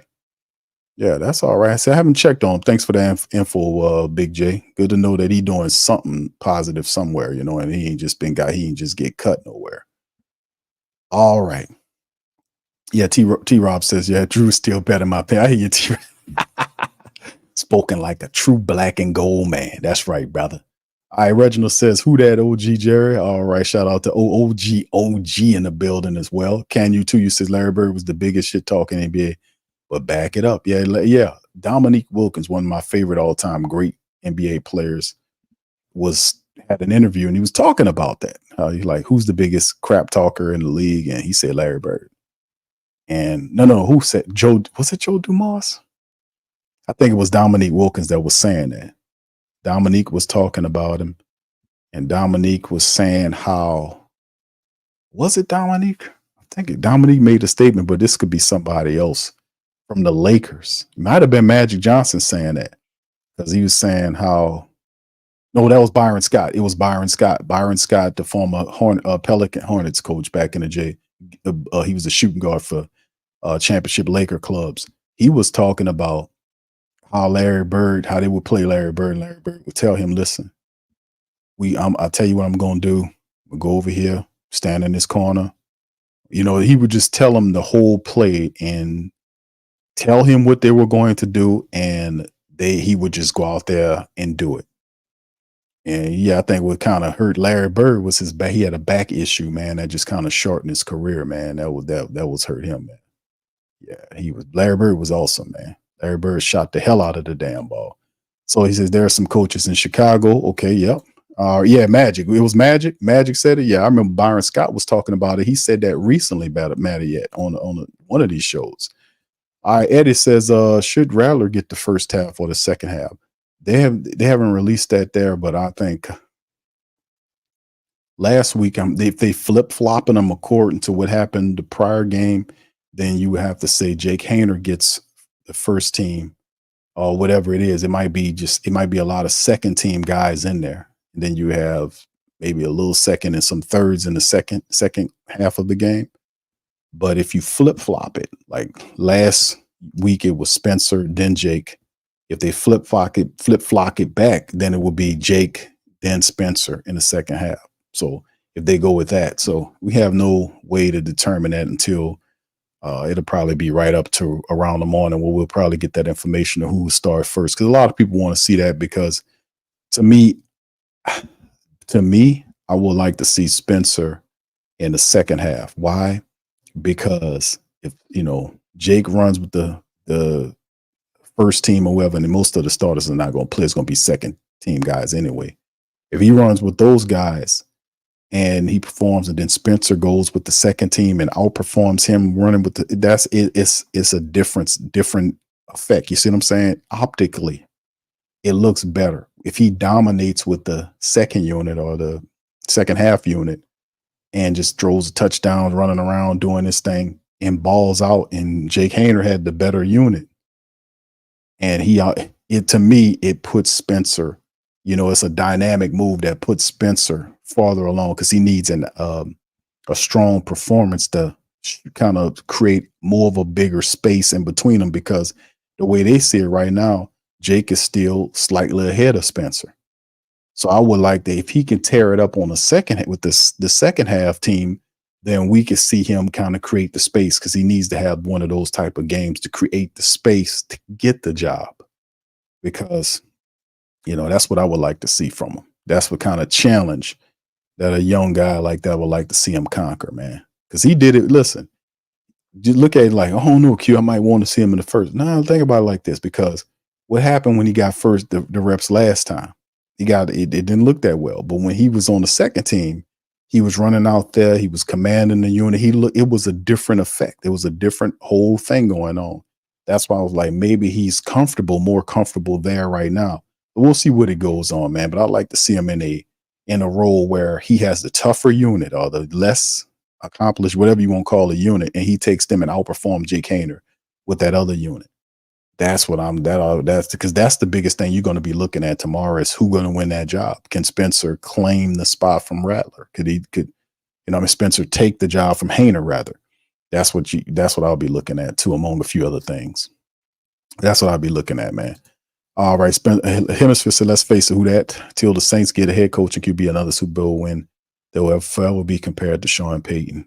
And yeah, indeed, yeah, that's what it's all about. That's the echelon of your organization. Sean Payton's at some point is going to be a Hall of Fame coach. And the Saints are not visionaries. It's not a visionary team, man. This is a team that's ran by people that should have been retired already.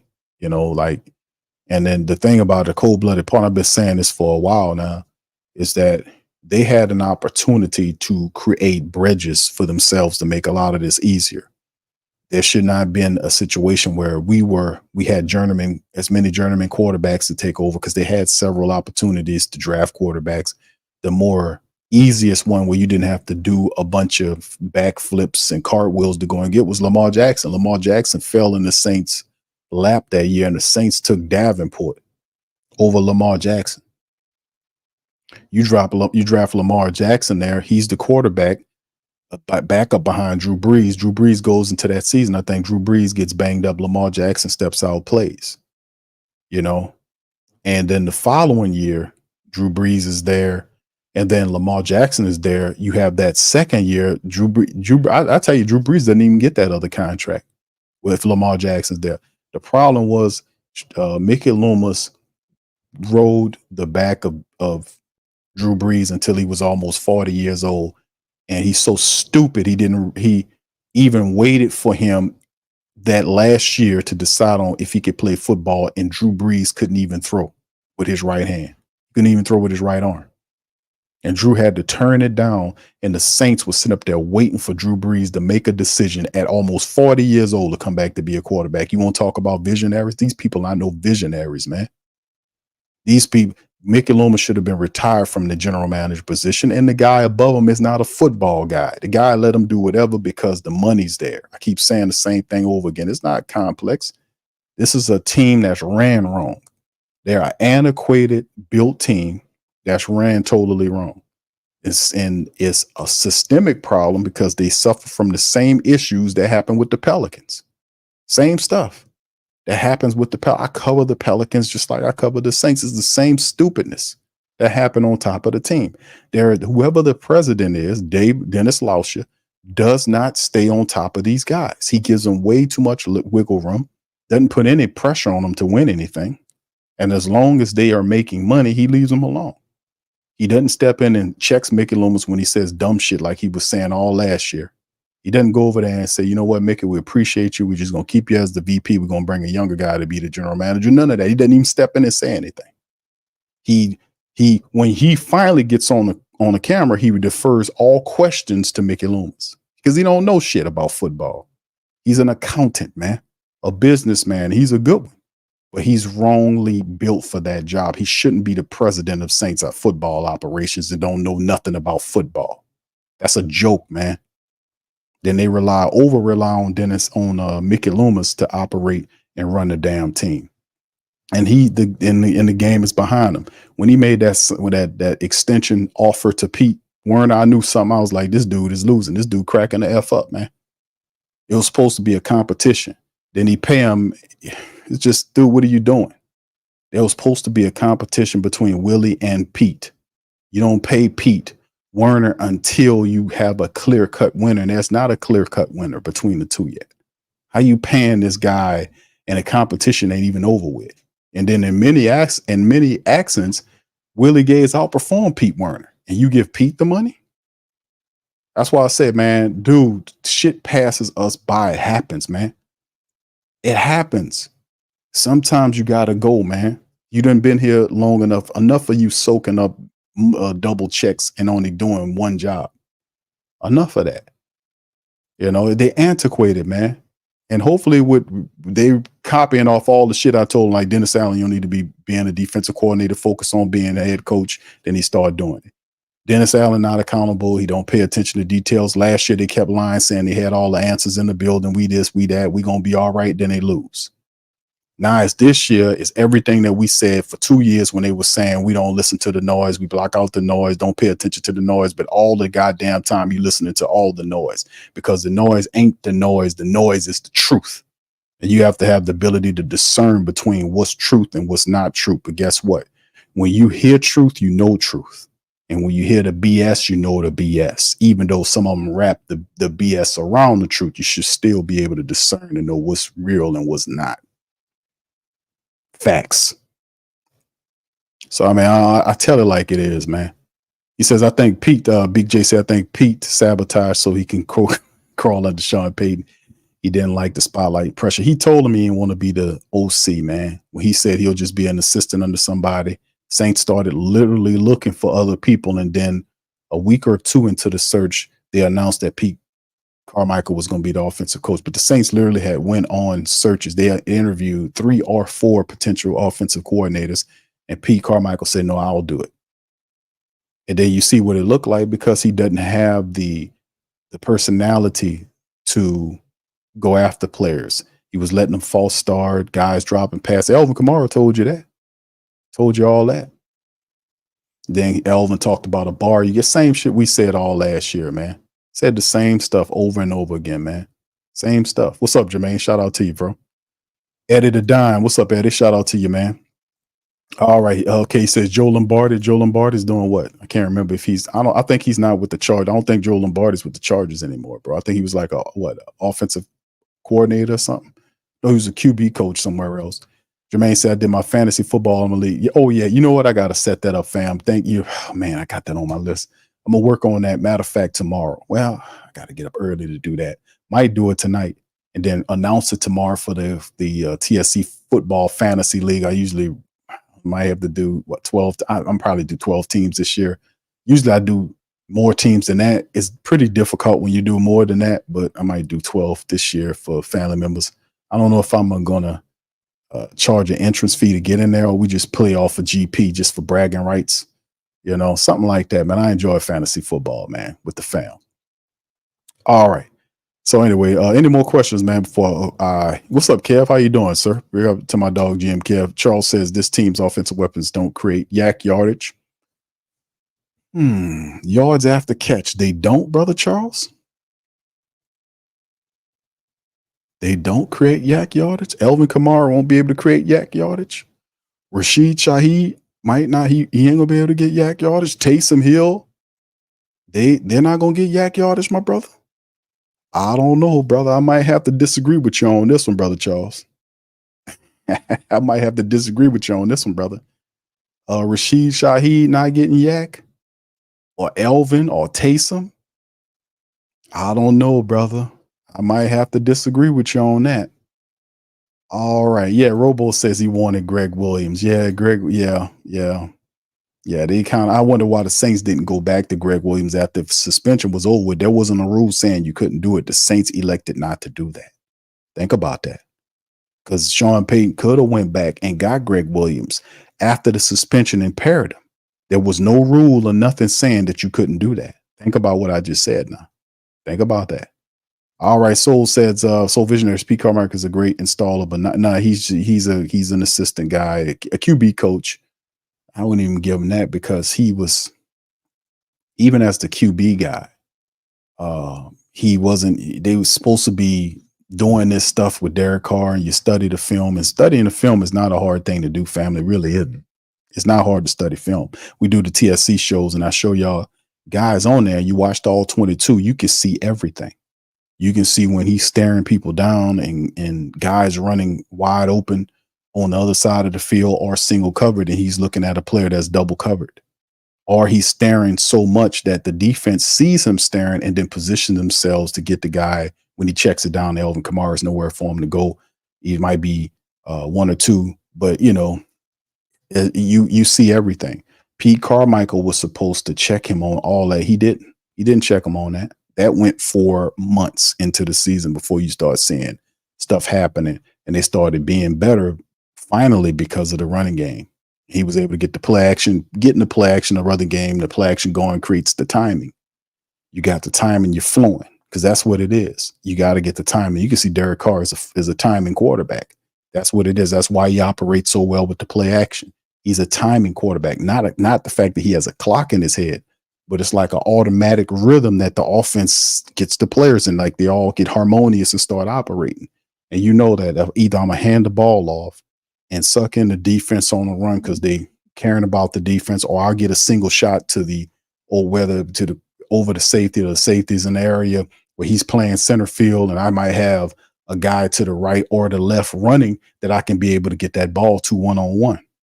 With that play action, that helps a lot. That takes a lot of the thinking out of the game when the play action is going, because the defense is kind of, it's just a whole nother effect. That's why I said that's why we need to operate play action. Carr is very good in the play action. Most quarterbacks run the play action very good.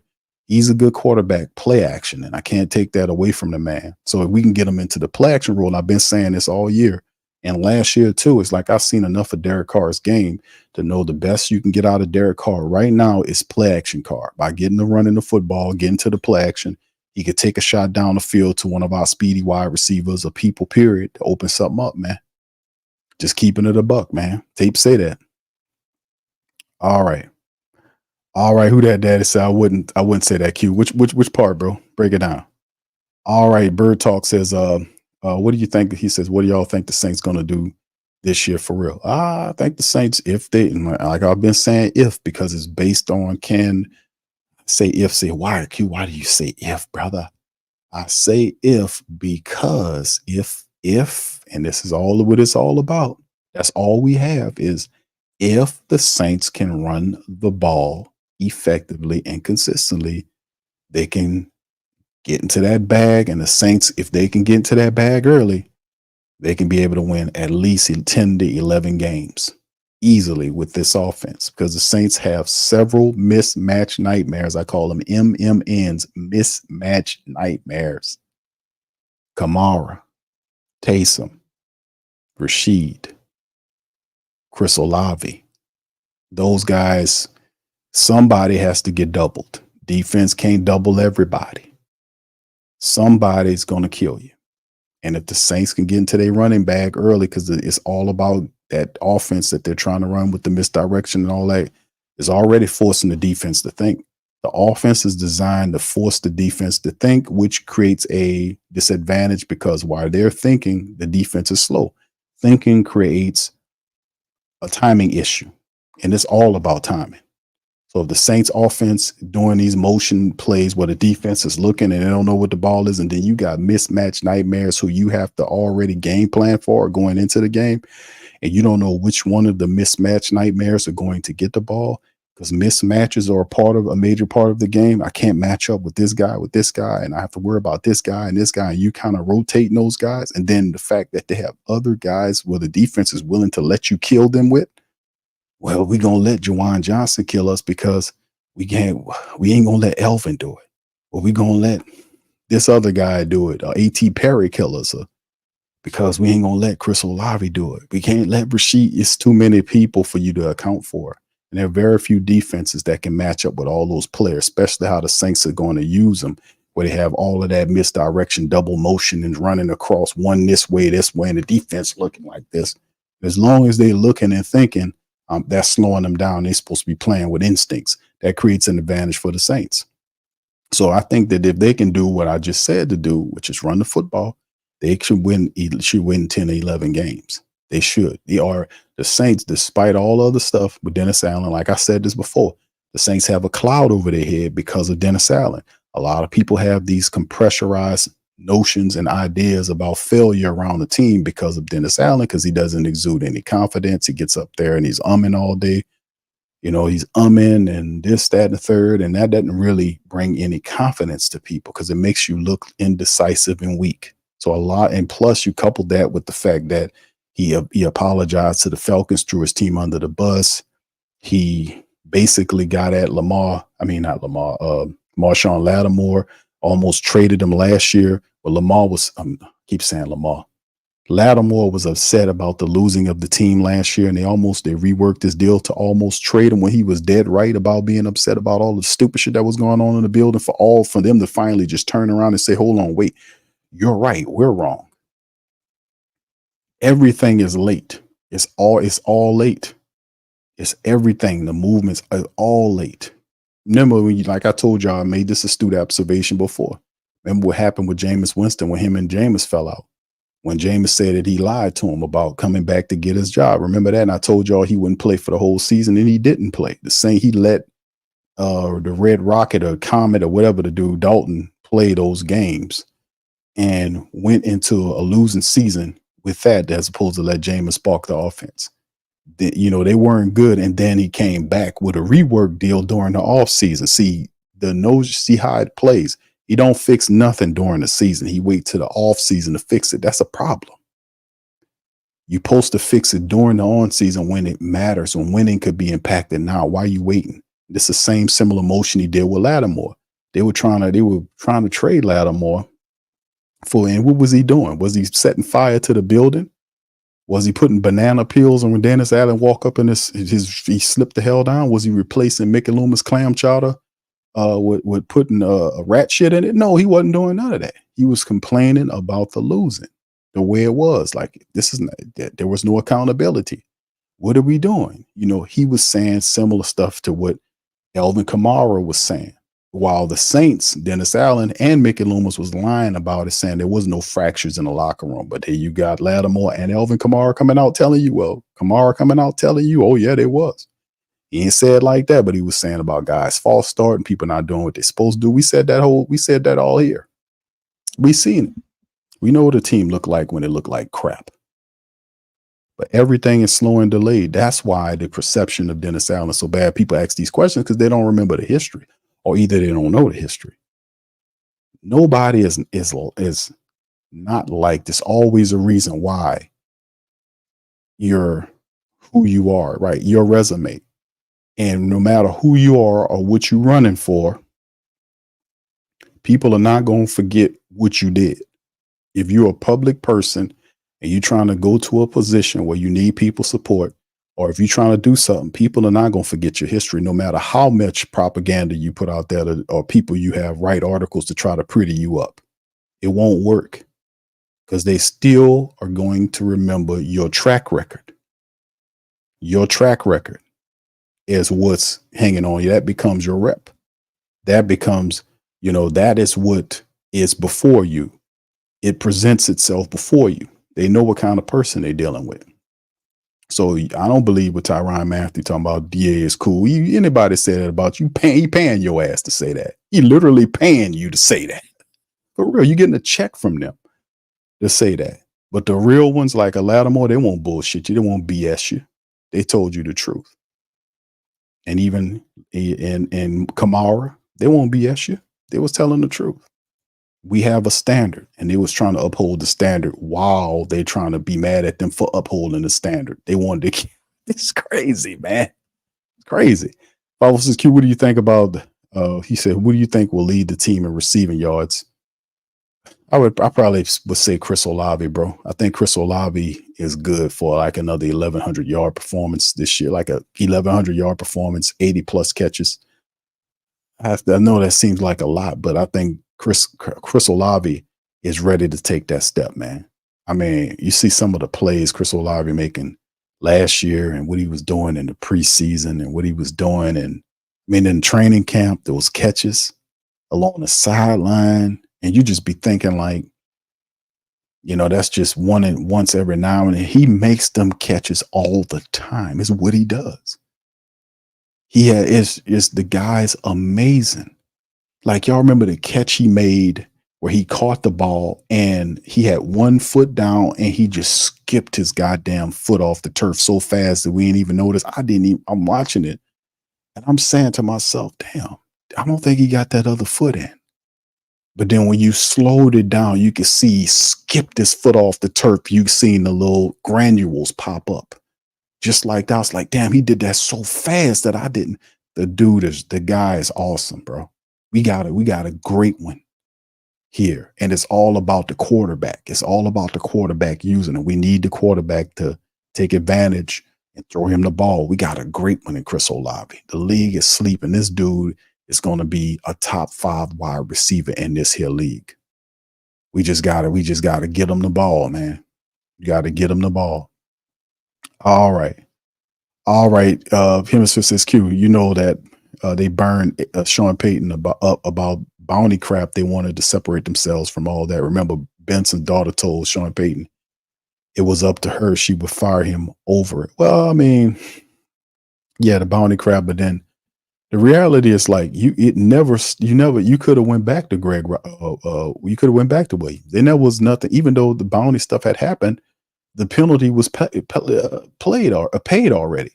He was suspended, and the fines, the what was the draft picks? They took draft picks from the Saints. They charged them money, Then they gave Peyton and Williams games, right? Suspended them, right? Now, there was nothing saying that after all that was over with, that he could have brought the guy back. There was nothing in there saying that. Nothing saying that he couldn't bring him back to be so he can like, let's put this together and go back at the ass again. There's nothing about that.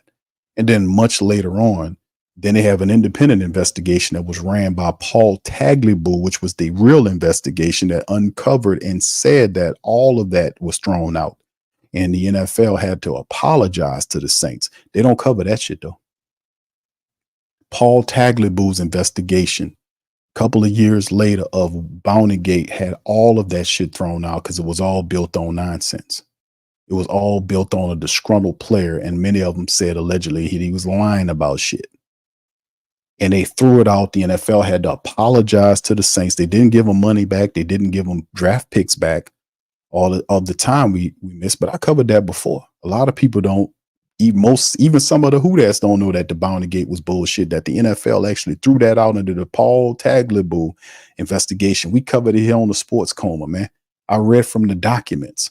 I pulled up the documents. We read it on screen, man. Go look it up. Put in that Paul Tagliabue and do your research yourself. He did an investigation. And he was brought in by the league to do an investigation, and Paul Tagliabue uncovered that the Saints was not wrong in no Bountygate bullshit. It was BS and lies that destroyed the Saints team to take them apart. So, I mean, yeah, but most of the people don't get it. Even some Who Dats don't even know that, man. Some people that's supposed to be Who Dats don't even know that, man. We covered it on the show.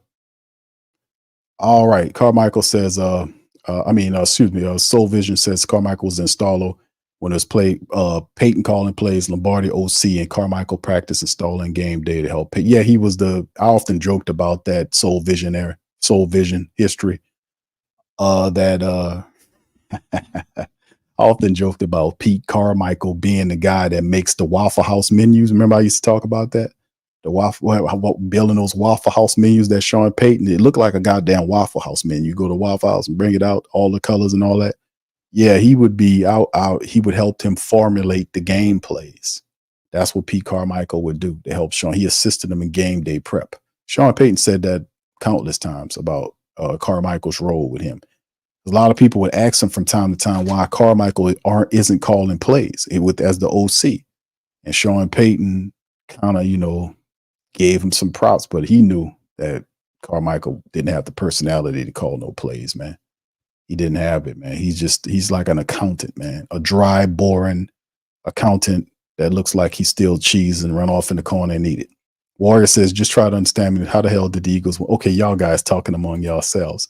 All right, Can You Too? You said, should the Saints pay Kamara more than $100 million contract or let it play out? I don't think they should pay him $100 million contract, bro.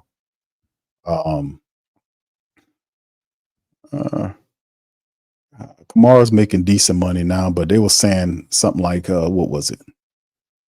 25, what 20, what they talk about? What was it? What I remember putting 25 million or something like that, between 20 to 25 million. I know it'd be somewhere between that over the next couple of years, and incentives built into the contract where if he leaves the NFL and rushing, he gets this amount. It's incentive-lated. If you lead the league in touchdowns, passing touchdowns, running touchdowns, rushing yards, that's more of an incentive.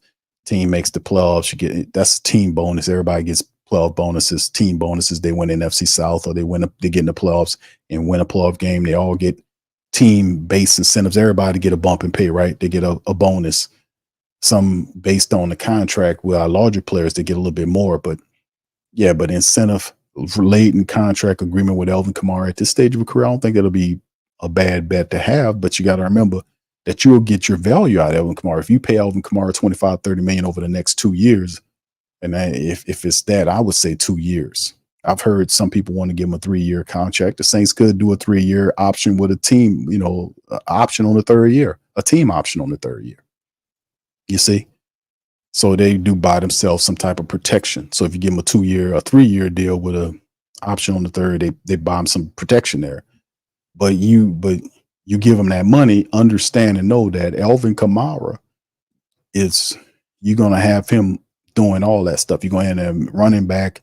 You're going, he's going to see a lot of time on the field. There won't be all these weird packages where you're running him off the field and he's standing up there looking at the game while somebody else said, no. Alvin Kamara needs to be out on the field. Even if you're not going to run the ball with Alvin Kamara, put him out there, decoy him. Slide him out there, let him pay attention to him, and then spread that defense out and use Jamal Williams or Kendre Miller or whoever else you got there. Taysom Hill. You know what I'm saying? It's not hard. But that's what I'm saying. He's a weapon. He's a force. He can be used as a catcher of the ball or running in the ball. He's a force. He's a guy that you got a game plan for. People are going to pay attention if you decoy him. That's what I'm saying. You can get ultimate value out of Alvin Kamara. Plus, he's your best offensive player right now. There's nobody offensively. You can talk about Chris Olave. He has not truly realized his potential. Alvin Kamara is potential realized. He has not done some of the stuff that we've seen guys like Christian McCaffrey doing. What I'm saying is that he hasn't led the NFL in rushing. Stuff like that. You see what I'm saying? That he's done. I would love to see that. He has never eclipsed 1,000 yards rushing in one season. And some people say they look at it as scrimmage yards where you combine both receiving and rushing together, which is fine, but still in all, man, if Alvin Kamara is a running back, we need to at least get him over 1,000 yards. And if you're going to pay him, let him do that. See if you can pile it up. If you're going to take a 49er scheme, you have to take the Christian McCaffrey role, which is Alvin Kamara, and see if you can manufacture what you've seen some of them do last year. He can do that. You can lean on Alvin Kamara, man. And it's not just Kamara. You got everybody else you can mix in there too. But some of these guys shouldn't lead the field that much. They should be on the field a lot, especially if you're paying them big time cake. That's my thought about it. You can get your money out of it. All right, Who That Daddy Cell was talking about the yak yards. He says we can and do get them. Yes, indeed. Yeah, I did. Like I was saying, I didn't agree upon the point about this team is not getting the yak yardage. Brother Charles, I think it was Brother Charles that said that. I'm like, I don't know, brother. You might have to rethink that one because they got guys that I don't think you give them the ball, you won't be able to touch them. It's so fast. All right. Yes. All right. Thank you, fam. All right. Who else got a question? Let me keep it moving and going here. Shout out to Barbara. Good to see you, Queen. All right, Barbara, you doing all right? I ain't seen you in a few shows. Eddie says, Q, when roster cuts are made in a few days, what are the priority positions we need to focus on? The priority positions once the roster cuts are made? Man. Punter. Put punter up there. We need a punter, Eddie. We need a punter, Eddie. We need a punter. We need Some line help, the offense. Well, I said punter, obviously, man, because that's a big part of the game. We're not thinking about it now, but it'll come a time when you won't pin those guys back so Chase Young, Cam, and Granderson can get at them inside the 10. You got me?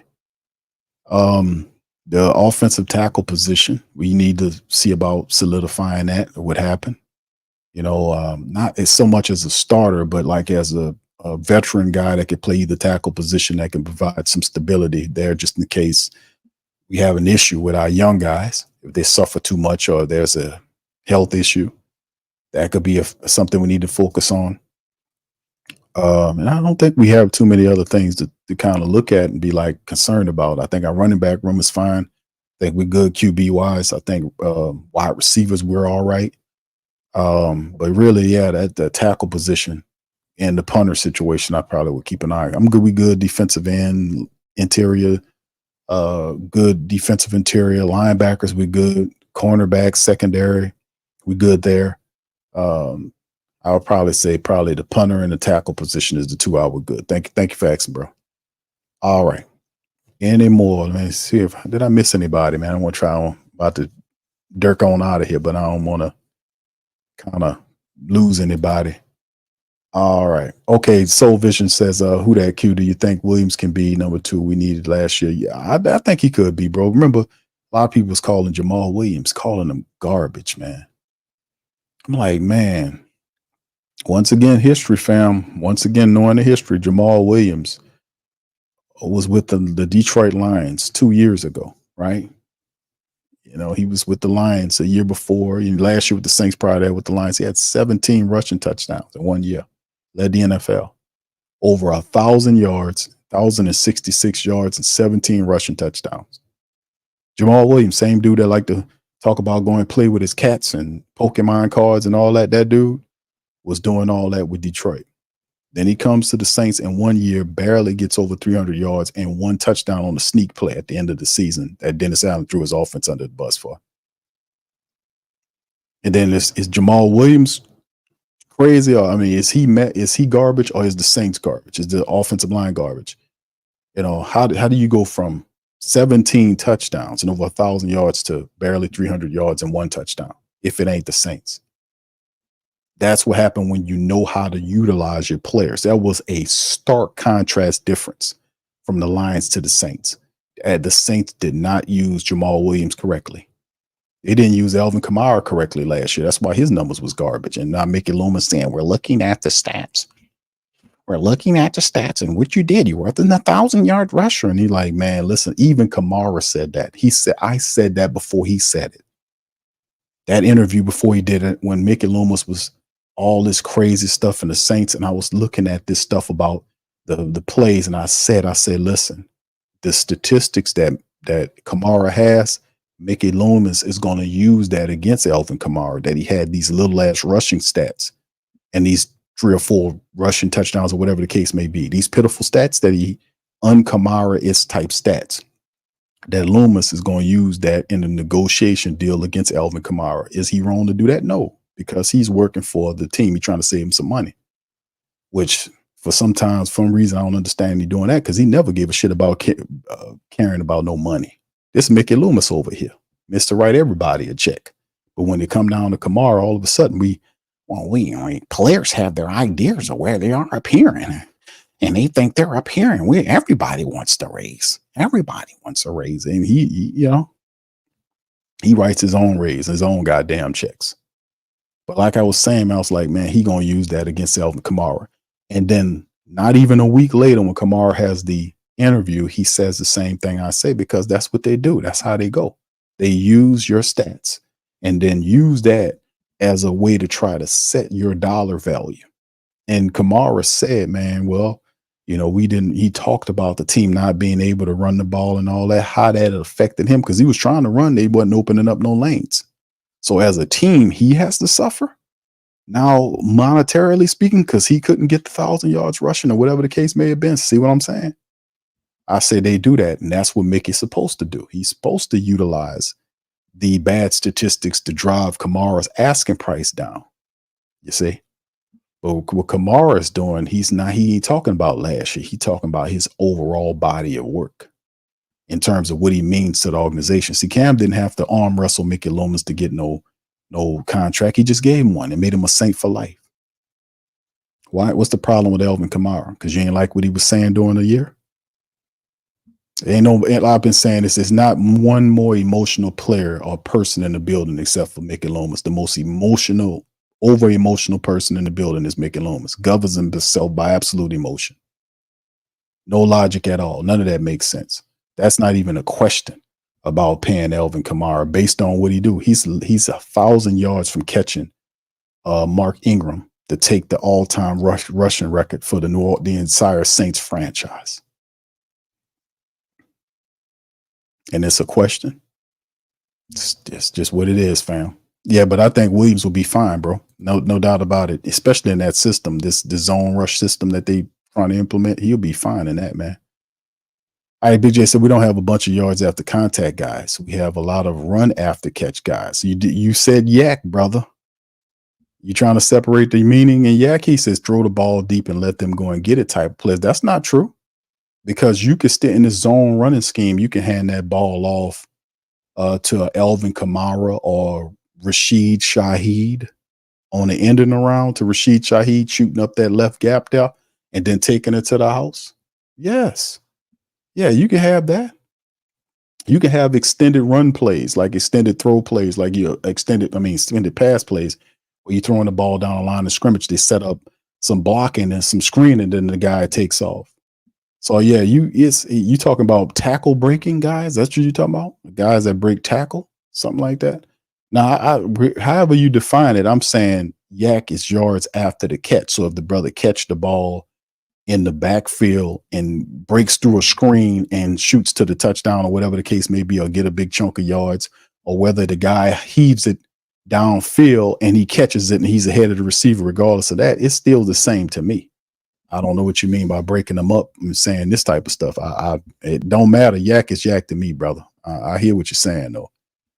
All right. Warrior says, I have a feeling Kamara and Hill will be the most productive this season on offense. Offensive line will run, block good, and surprise the league. Thank you, 93. Warrior 93 is keeping it positive, baby. All right. Big Eddie Don says, Q, when roster cuts are made. Okay, no, I already said that. Thank you, brother, for having that. All right.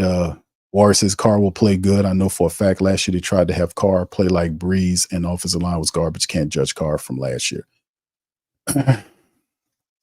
What I did, listen, bro. I like play action Carr, and people accusing me of saying that I'm Q, you mean to Carr. I'm like, bro, I'm not mean to Carr. I like Derek Carr as a person. But when I put the film on, it's the guy's making some bad mistakes out there. That's what I pinpoint on. I don't care about personal stuff unless it's hurting the team on the field. But I like play action Carr. That's what I think he will play better last year. And people keep going back to 5 games last year and saying, see what Carr did there? I'm telling you can do it, but they don't look at the rest of the games. 5 games do not make a season. You don't win 5 games and then you're in the playoffs. You got to play a whole season. So it's like they try to take that sample of games and say, look at this, that, and the third. I'm like, man, Carr played the whole year while you sampling 5 games. So these are the ones you really good look good. Then but you got to look at the overall picture to get the overall picture. You can't just take a slice of the season and say this is what it is. What I've seen from the entirety of the season last year is that Carr works better in the play action. And you don't want to put too much on Derek Carr because he don't know enough of Clint Kubiak's system right now to make a big difference. That's why the running game is so important and the play action is so important because it takes pressure off of him. He is not and I want this to sound wrong, Derek Carr is not the one you want to be leading your offense. You want the leader of your offense to be the running attack. The passing game needs to be complement to the running attack. That's how it needs to be. It can't be Carr before that. If it is, you're going to have problems because he don't know enough of the system. So protect him and yourself by running the football and putting it in the hands of your best offensive weapon, which is Alvin Kamara, Taysom Hill, and others. I trust those guys. I like Carr, but right now we need play action Carr. We don't need anybody else. You know what I mean? Y'all agree with me on that? Y'all let me know. All right. Son of God said, who is winning our spot? Backup role, Howden, Abram. I don't know, bro. That's up for grabs. It might be a good thing. I know we know Tyron has the other spot, but Jordan Howden, or Jonathan Abrams. It's been kind of back and forth between those guys.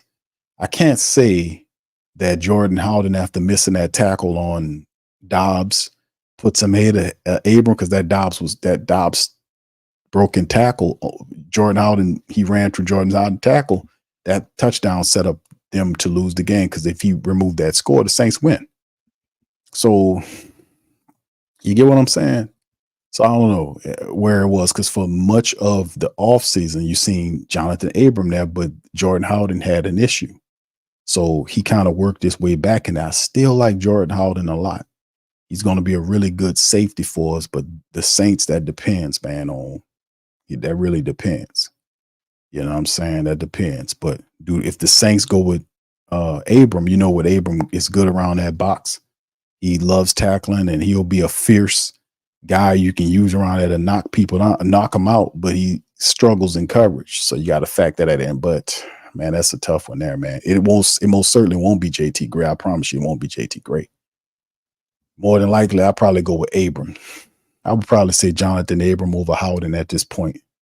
You know what I'm saying? Next to Tyrann Mathieu. I think that's probably what it's going to be, the veteran, for a former first-round draft pick veteran for now. And if he struggles, they can go away from him. But that's probably what I'm looking at, man. You know. All right, Cartel Bo says, yeah, I never knew it was thrown out. Yeah, you got to go read it. Go look up. It's called it's Paul Tagliabue did the independent investigation. And he basically, it's a document. I wrote it up, I read it on the show, pulled it up and showed everybody. You can Google it, Paul Tagliabue, Bountygate. He did the NFL brought him in to do an investigation, but they did this years after the fact. And then it didn't get the same coverage as the Bountygate stuff got. They didn't, the coverage was not the same. They actually kind of not covered it as well, because it just espoused all of the bullshit that was going on, and all this was based on a supposed disgruntled worker telling them this and all this kind of stuff. And that bastard Goodell had an axe to grind against the Saints organization. He never liked the Saints because Tom Benson, Jerry Jones voted against him to being the commissioner. This goes back, and he's very vindictive. So he tried a little sneaky snake stuff, like to try to steal the Saints, Who That said they're gonna beat that Saints. The song, he tried to make that NFL property. He tries little slick stuff when it comes down to taxing our players, unless you go up there and kiss his ass and talk to him, like with Elvin Kamara. Elvin ain't kissed his ass, but he went up there to kind of talk to him. If he had not done that, he would have leveled Kamara with more games than that. Y'all know this. Remember what he did with David Onyemata. He punished David Onyemata. Well, even the authorities didn't punish him. They just made him take a class. The man didn't even smoke nothing. He had a box of some stuff that he ordered, and Goodell gave him games for that. I'm like, this dude always heavy-handed against the Saints because he got an axe to grind against the Saints. Even when the Rams Saints foolishness that happened, and everybody was proposing deals to Goodell to replay that championship game because of that horrible call. That bastard went and hid that whole week, would not take any calls or nothing until the week before the Super Bowl. And it actually was the day before the Super Bowl where he did an announcement, and he refused it. He talked about it, said that they wasn't going to be replaying the game because it cost too much money. This is the NFL, by the way. They spitting out and throwing up money. Talking about he couldn't replay it and all this. Your dumbass referees screwed it up. Well, I can't blame the referees because they're just doing what he told them to do. They all corrupt anyway. Those not real referees anyway. They were just doing, that's why they're not even full-time employees. That's a control measurement to keep them that way. But at the end of the day, he disappeared and didn't show up until the day before the Super Bowl. And then he did a press conference and didn't allow the questions to be asked by the media. That's your commissioner. See, I know all about this stuff, man. I just keeps it real and tell the truth. He got axe to grind against the Saints, man. Has been, always has. So, anytime he can stick it to you, he will. Just keeping it a buck. Emerson says, Q Carmichael barely had vision to find a coffee spot. The coffee pot. Now he knew how to get them Waffle House menus together. You got to give him that. What's up? Rose says Q, since the Saints brung Marquez back and let him go, then brung Shaq Davis back. Do you think they give Trick?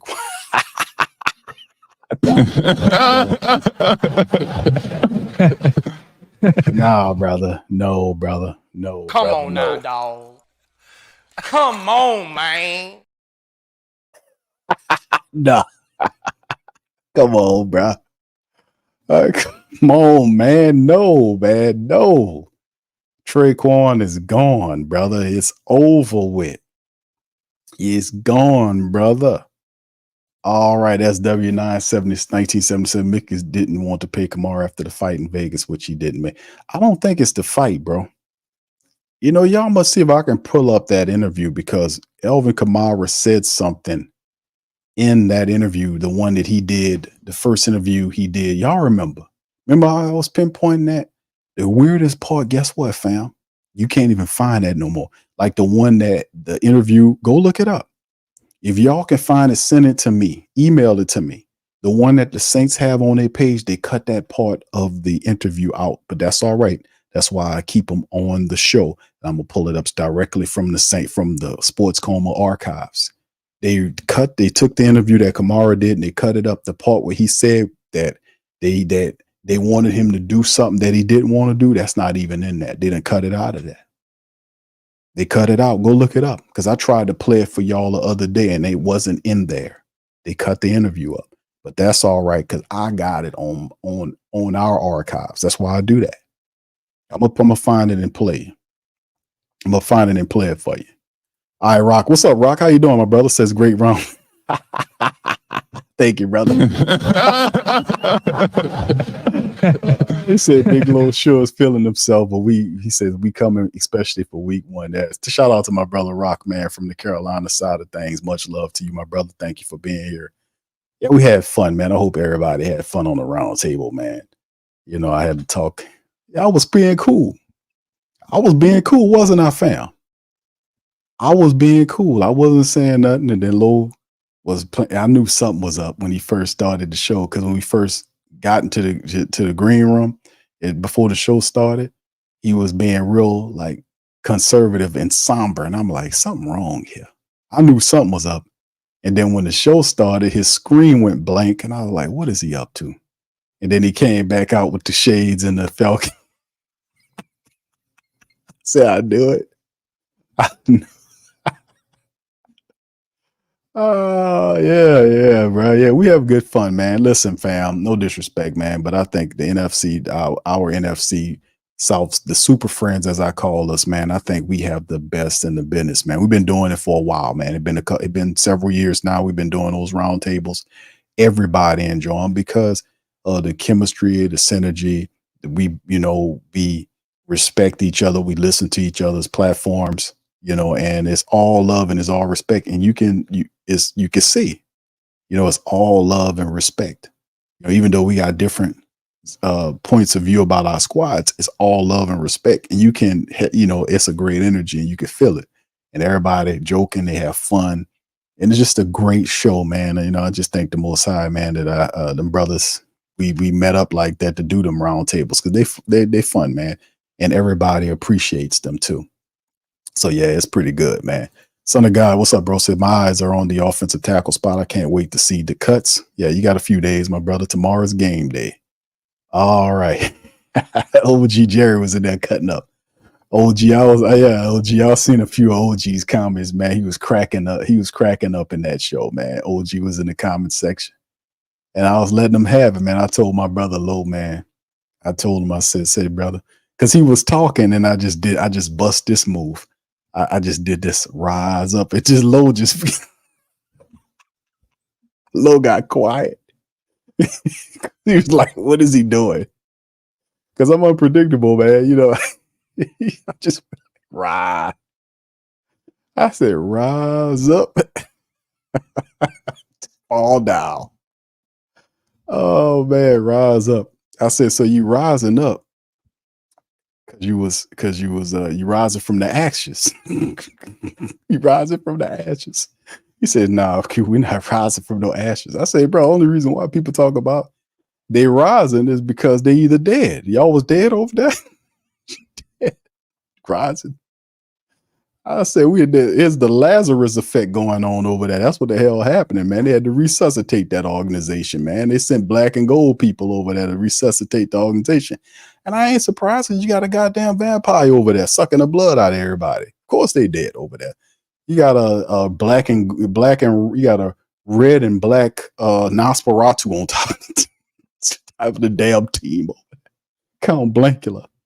Oh man, I was telling every time the Falcons meet, he was standing by Gail. I was telling Gail, don't stand close to that. Don't stand. Oh, that dude looked like he's supposed to be the richest man on the Titanic. Does he still wear them old timey clothes, man? Listen, I ain't gonna be talking about nobody on. I'm gonna leave him alone, man. All right, that boy look like a Nosferatu, man. Let me tell you something. All right, so anyway, big shout out to my brother Low. Shout out to my boy Low, man. All right, Pelicans lowest ATL guy blank is 31. 31. Rise up to fall down. Hey, man, listen, we got some merch coming. That's all I got to tell y'all asses. Rise up to fall down. Pressure's on. Hey, man, listen, pressure's on Atlanta, man. It's on them. They talking all this cash money stuff. I hope they can get it together. All right, Rock says y'all got my sleeper and tight end Hawkeye. I hear he's showing he belongs. Well, he played a lot of he belongs, bro. He probably going to end up as a third tight end, but he's a future of the organization. Ain't no doubt about it at the tight end position. You know. All right, yeah. Reginald says Count Blankula runs the Dirty Birds. Yeah, he that's why you gotta they rising up. They did. They they had to rise up. That's like I call it the Lazarus effect. You got to resuscitate them, and then you got to bring them back to life, and then you got to animate them. See, it's like what's your boy? Oh man. But anyway, I ain't gonna clown the Atlanta Falcon people, man. They doing all right, bro. They got a lot of black and gold people over there, and that's the same thing, man. The black and gold people is what it is. All right. Some of the guy says, which says who winning the kicker spot as for now. Right now, they Blake Grupe is doing this thing. Charlie Smith was kicking pretty good, but I don't think the Saints want to go. It's Charlie Smith ain't just blowing the. He's like doing extremely better than Blake Grupe. Blake Grupe has the lead, and I don't think they'll make a kicker change with Grupe. They like Grupe. Lou Headley is the problem. Him and Matt Hayball. Excuse me. We have to decide on what we're going to do with those guys because the punting situation don't look good, fam. We need to see what we can do about that for real. All right, fam. Listen, I'm gonna get ready to cut out on that. Listen, man, I hope I got everybody's stuff, man. I try to do my best to kind of keep at it. What's up, Lewis? Shout out to you, man. Good to see you in the chat, man.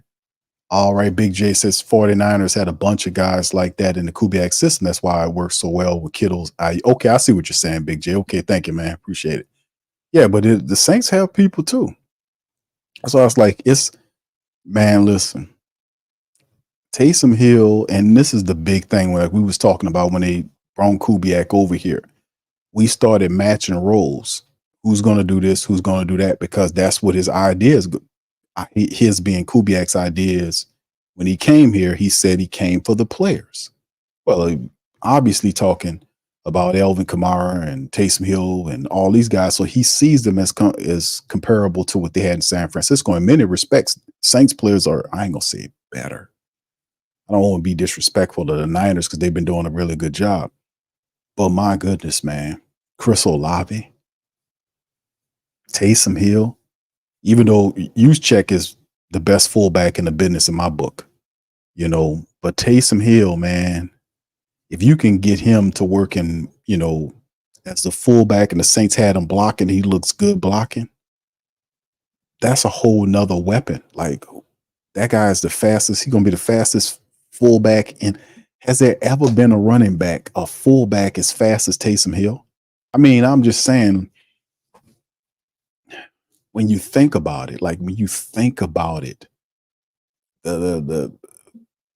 the players the Saints have for this system, like, you gotta, because the question would be like, if you go anywhere else and you're looking at, okay, who's going to do the McCaffrey role, the running back role? Well, McCaffrey's the offense based on McCaffrey. I ain't say it's based on him, but without McCaffrey's production and his role in the system, he's obviously the biggest cog there. He's the biggest part of what he's the straw that drives the drink. Now, of course, you got Brock Purdy. Don't get me wrong. Brock threw for over 4,000 yards last year. But you also had balance in the offense. You had McCaffrey over 1,400 yards rushing last year. 14, what was it? 13, 14 rushing touchdowns. He caught 8 touchdowns. Had like 60 something receptions to go along with those stats.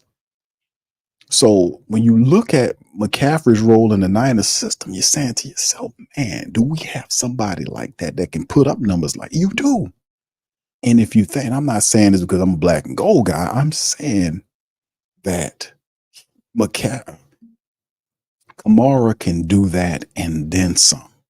Because some of that stuff that Christian McCaffrey can do, Kamara can do it better. No disrespect to Christian McCaffrey. Listen, I can't, because Kamara hasn't led the NFL in rushing. He hadn't done that. I don't think he hadn't, even though they overall numbers, when you pare it down, it's similar. Rushing, total rushing yards, all this kind of stuff. It's close. But when you look at what Alvin Kamara could do for the team, and it's not a stretch to say that if Christian McCaffrey could do it for the Niners that way, Alvin Kamara could do it. Kyle Juszczyk does it really well with San Francisco. How would they look without Kyle Juszczyk there? And then you have George Kittle's operating, who's a top 3 tight end in the business. Some say we're top 2 behind Kels. Some say the second best tight end in the game behind Kels. But my whole thing is this.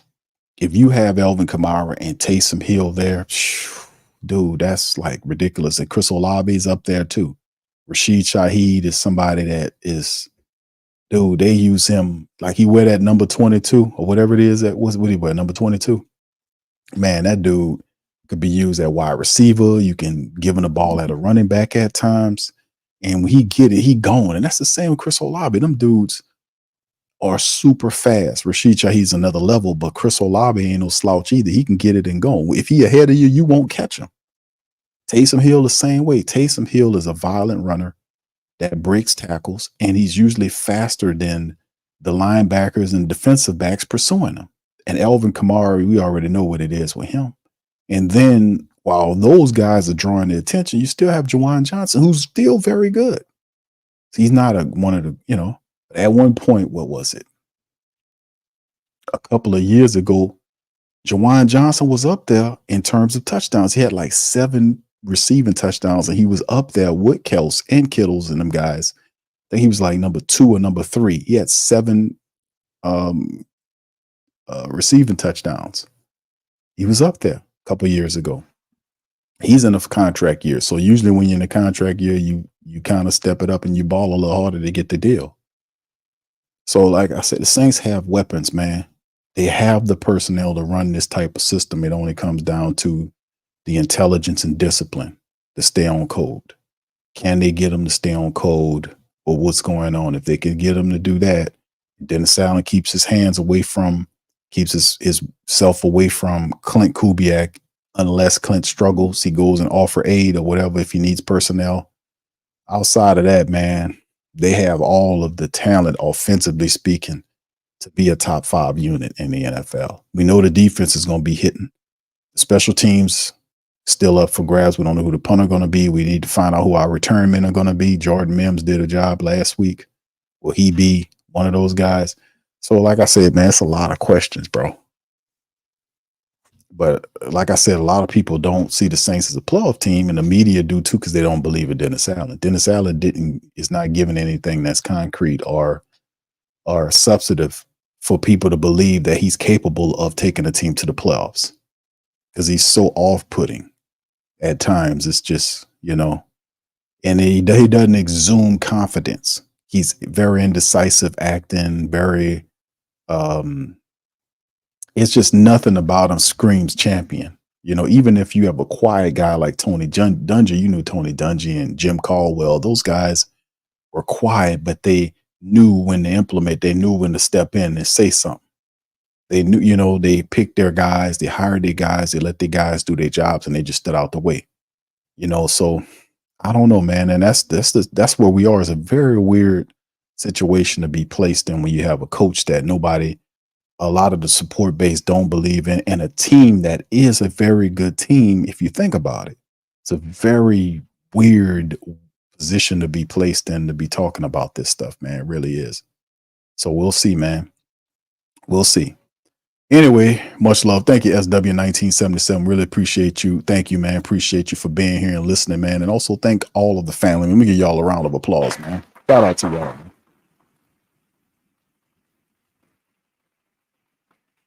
And listen, fam, even though I know it's a little hard at times, man, I want to give y'all a little inspiration before I leave, man.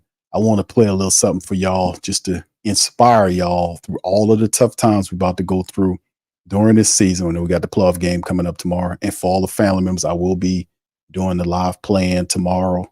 It'll be cool because it'll be back to Sunday noontime. It's almost like we getting back in our Sunday mind, our Sunday grind back into the stuff again. But I will be doing the play-by-play. Y'all join me at 11. Y'all see the notification. It'll be around about 11:30. We'll go over all the latest developments leading up into the game. We'll do the pregame, then the actual game, play-by-play, into the post-game. We'll go into that, and we'll go from there, be representing that tomorrow. So I want y'all to do me a favor before I leave. Please feel free to hit the like button, hit the subscribe button. By all means, feel free to share the show on your social media feed. And for the family members out there, man, I just need y'all to take this advice as we cutting out on the show. Be patient. Much love, and Who Dat.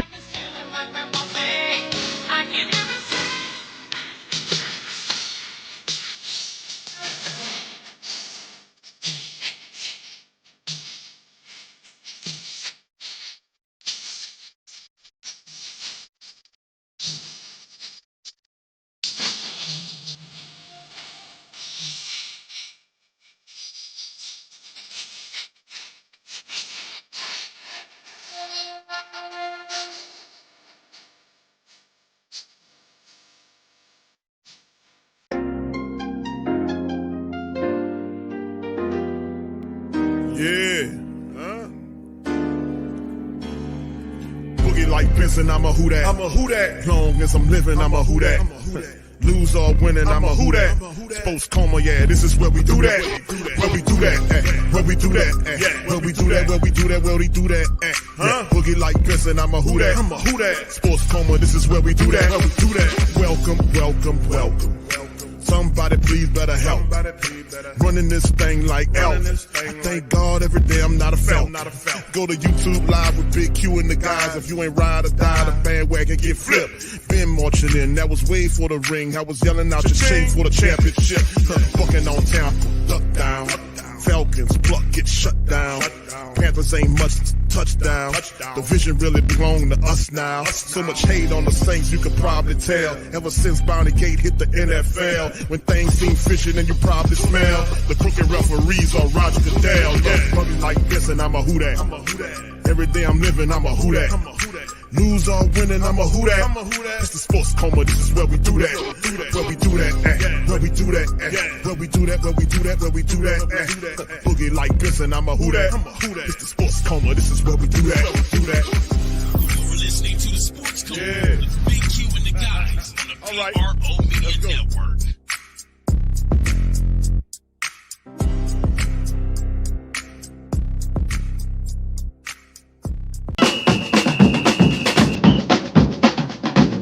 Who that say they gon' beat them Saints? Who that? Who that? Who that say they gon' beat them Saints? Who that? Who that? Who that say they gon' beat them Saints? Who that? Bet Online is the world's most trusted betting platform and your number one source for everything football. From the preseason NFL to college kicking off, Bet Online has every stat, every matchup, and even live odds and spreads while the games are being played. Think you know your stuff? Get on our winner-takes-all $300,000 NFL pool for the upcoming season. When the game's over, head on over to our online casino and get in on a game of blackjack or poker or unwind with over 150 slot games. Head to the website today and use the promo code BELIEVE, that's BLEAV, and get in on the action. Bet Online, the game starts here.